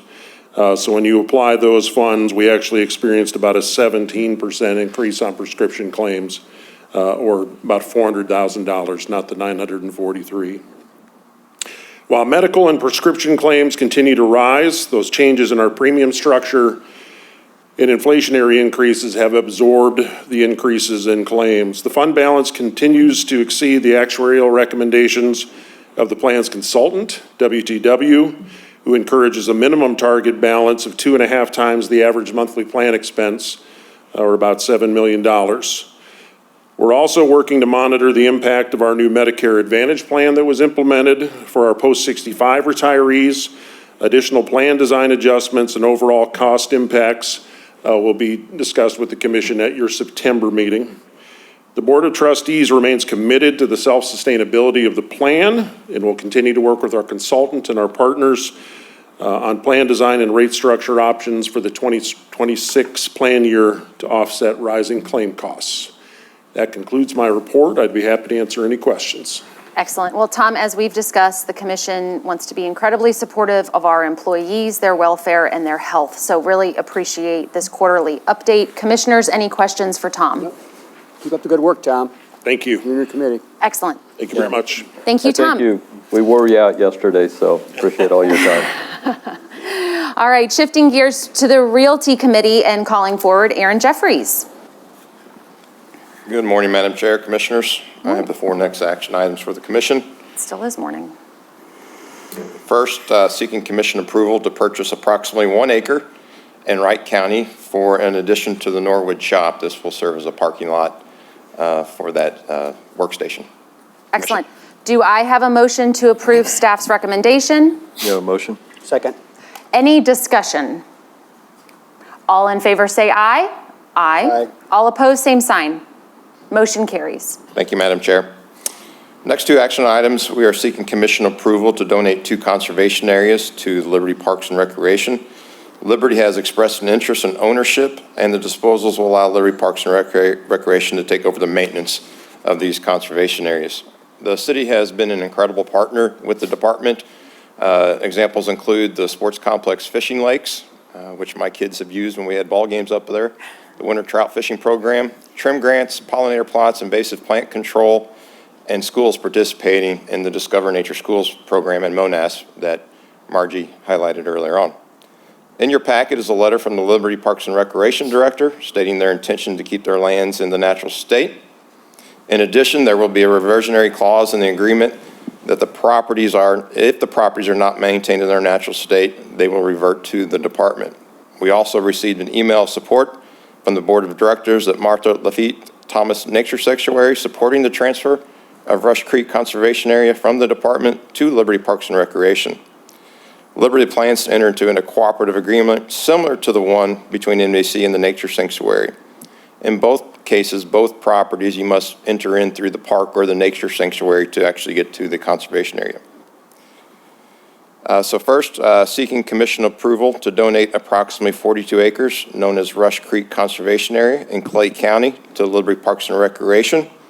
Noting the Liberty Parks and Recreation shall provide the department a detailed management plan that will be approved by the department and reviewed annually by the department.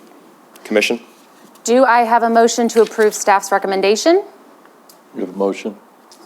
We have a discussion after a second. Pardon me? No, go ahead. So a call for a second. Okay, and any discussion? Yes, all of us probably. Go ahead, Greg. Okay, I will start. First of all, let me just take a moment to thank the 3 presenters, Giselle, yes. Mary, and the gentleman who spoke on these 2 topics. And while I'm at it, since there may be no other opportunity, I do want to also express my appreciation to the other speakers we had today, that from Jim regarding fires, and Josh and Doran and Derek and Tom and so on, all very useful information. Yeah. Mr. Jeffries, I recognize that we have a wonderful relationship with Liberty, and we do treasure that, and I'm aware of all the things that we partner on. And I know the Realty Committee has given much serious consideration to this, and the commission always respects the work of the Realty Committee. That said, given the concerns, I seconded this motion, but would like to add these caveats, these additional components to it that I think will capture the spirit of what we've been talking about here as well. That one, you can proceed, and as you suggest, that there is a management plan that is included, a detailed management plan, and that it be an annual management plan that requires both the department and the city to review each and every year. The notion of the reversionary clause, number 2, the provision that I would like to add to this motion is to ensure that the reversionary clause is indeed very tight. I think the word ironclad was used to ensure that the mission of MDC continues on while Liberty retains this property and uses it for their purposes, and that that be reviewed through the course of the annual management plan. And then finally, after this agreement is reached, and let me clarify for the audience, we are not approving the closing per se. What we're doing is authorizing the department to move forward to prepare this document with an eye toward closing, of course, but that document be circulated to the members of the commission for their review and reaction prior to the closing, if that's acceptable to the others. Any other discussion? Yeah, I just wanted to add to a little bit. First off, appreciate the speakers coming and expressing concerns. You know, the concerns that I expressed is changing the use or the function of it or deforesting it or that sort of thing. That's definitely not the mission of what the department has their intentions in. The intention is for conservation purposes and use. And kind of added some sideboards and discussion to this that, help ensure that that occurs. And with the reversionary clause added into that too, and maybe I'm not using my terminology correctly, Ray, you're the attorney, but bottom line is we are sensitive to what you're expressing. And we do understand what your intentions are, the purpose. We also feel the same way on it. And, our relationship with Liberty and the recommendation of the Realty Committee is respected as well. And we appreciate the input that you've given us and the time you spent with us, right? Aaron, thank you. Excellent. And Mark? Yeah, I think, and you talked about a written document, a cooperative agreement, what I understand, is that what it would be in relationship to how we articulate their version? We would enter in a contract Right. to transfer the property to the City of Liberty, the Parks and Recreation. Within that, there would likely, Kyle's going to help me here, but there would be an amendment that would include the management plan. It's be very similar to what the management plans that each of our conservation areas have. It's a high-level plan, indicates how that area is going to be maintained. I've already talked with our text with our regional administrator. She's going to help the city, the Parks and Recreation with that management plan. Again, just stating the partnership that we have with the City of Liberty. Okay. I think that's helpful, and I think part of the testimony earlier from either Giselle or David or Mary was about the relationship between parks and conservation. There is some different things that departments of that nature do, but there's a lot of commonality in that. Having spent years in the park business, conservation is a big part of parks as well. Now, there's a recreational component, but conservation is a big part of it. So they're not dissimilar in purpose, is my point. And so I think the fact that there's a commonality between the two in this document will probably put that into writing, that there is a relationship, and I think the agreement is a good way to approach it. So it's, and there again, your testimony today did make a difference. I think that's a time. Thanks for coming today. Let me just say it that way. Okay? Thank you. Yeah, I think the management plan with an annual review by our staff to ensure that those two properties or this one property is being maintained properly should help address concerns. Thank you. I think a win-win. Thank you, Commissioners. Excellent. So I will call vote on this motion with the further clarifications on the process and what the vote today means. All in favor say aye. Aye. Aye. All opposed, same sign. Motion carries. Thank you, Madam Chair. Last, I'm seeking Commission approval to donate approximately 63 acres, known as the Walnut Woods Conservation Area in Clay County, to the Liberty Parks and Rec. Noting the Liberty Parks and Recreation will provide the department a detailed management plan that will be approved and reviewed by the department annually. Do I have a motion to approve staff's recommendation? So moved. I will second it. And do we have discussion? Repetitive of what we just said. How's that? Okay. All right. So I think. Same comments. Ditto. Ditto, Okay. yeah. Same nature in terms of clarification of process and intention of today's vote. I will call the vote. All in favor say aye. Aye. Aye. All opposed, same sign. Motion carries. Thank you, Madam Chair, and I forgot I do have one more action item. Yes, you do. Fine. Madam Chair, seeking Commission's approval to change the name of Twin Pines Conservation Education Center to Twin Pines Conservation Center to better reflect how the facility is now being used as a staff office with a smaller exhibit nature center sort of appearance on the south end. A little background, we were unable to renew our lease with the National Park Service in Van Buren because of the rental rate. As a result, our staff did not have a location, so we worked with education staff and regional resource management to come up with a plan there at Twin Pines. We have sought input from the county commission with really no issues. So eventually, we will get to the point with Jacobs infrastructure staff to repurpose that facility. But Madam Chair, again, renaming it Twin Pines Conservation Education Center to Twin Pines Conservation Center. Do I have a motion to approve staff recommendation? So moved. Second. Any discussion? All in favor say aye. Aye. All opposed, same sign. Motion carries. Thank you, Madam Chair. Thank you, Aaron. Next on the agenda, I'll call forward Michael Bill, our Forestry Section Chief.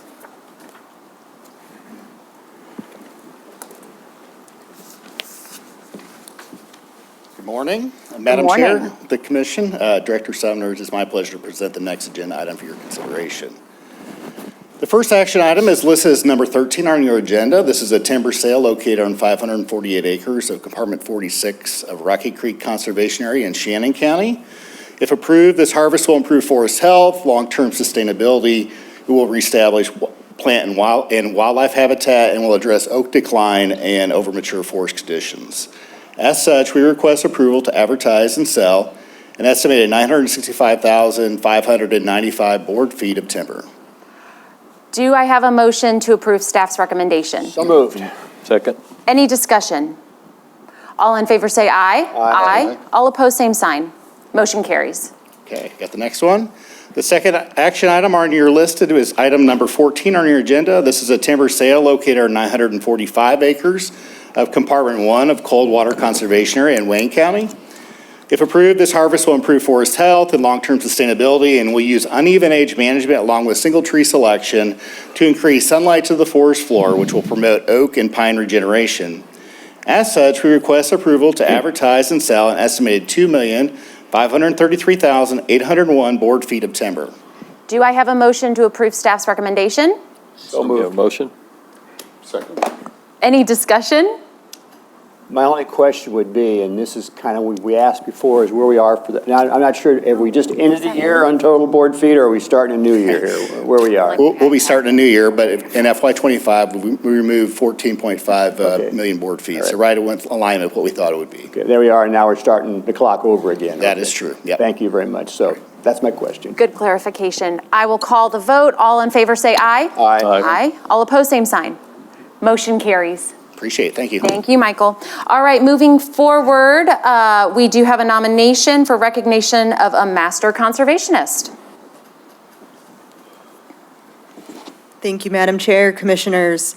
Today, I'd like to present for Commission consideration the nomination of Dr. Daniel Day for recognition as a Master Conservationist. Over the past 30-plus years, Dr. Day has been a leader in forestry research and in teaching others how to apply his research results to improve the productivity, diversity, health, value, and sustainability of forests in Missouri and beyond. Except for a 5-year stint as a scientist with the Ontario provincial government, Dr. Day has spent his career here in Missouri.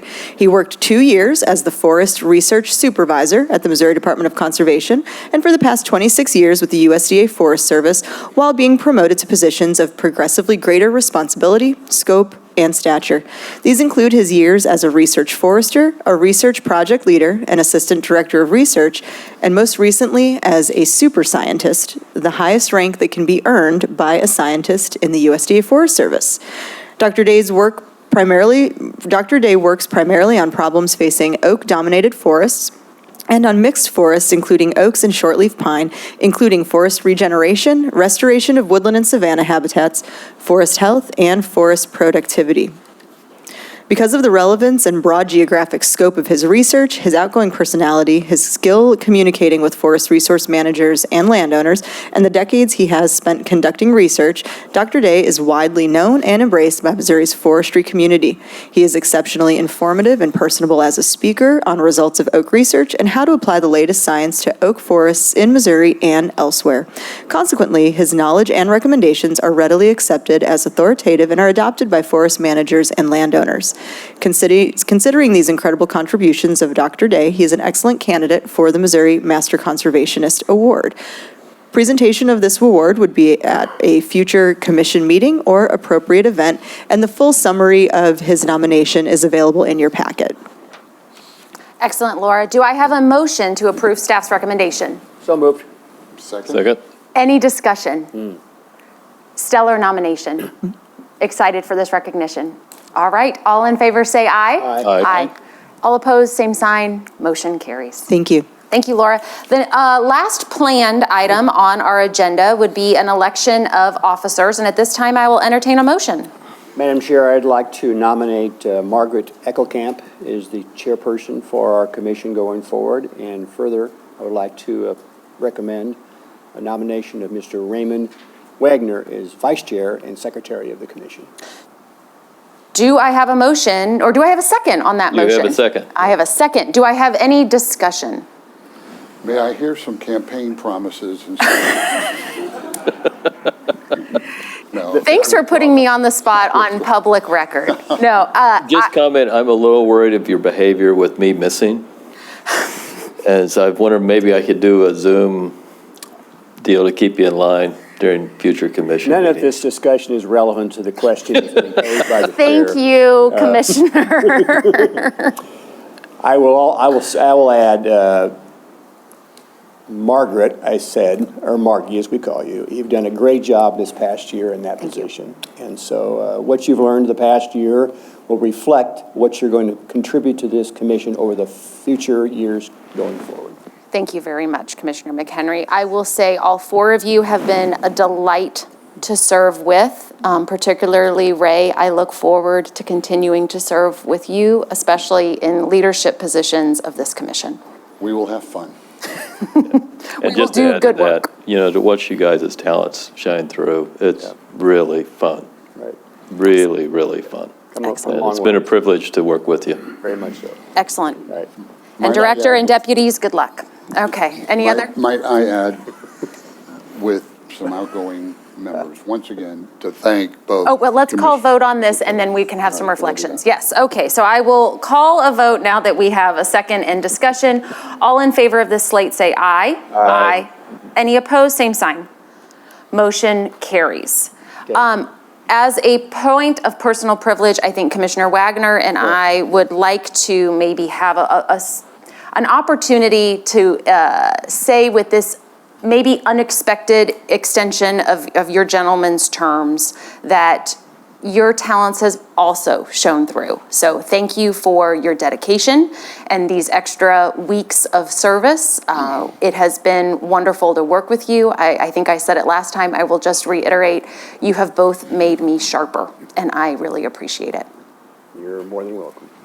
And I would like to add my thanks and appreciation and utmost respect. And I personally will miss you both, and this agency, these individuals here, and the citizens of Missouri have so benefited from your engagement and your appointment and contributions. So thank you, and do not be a stranger. Okay. If we could. Sounds good. Any other matters of interest? Hearing none, we are adjourned.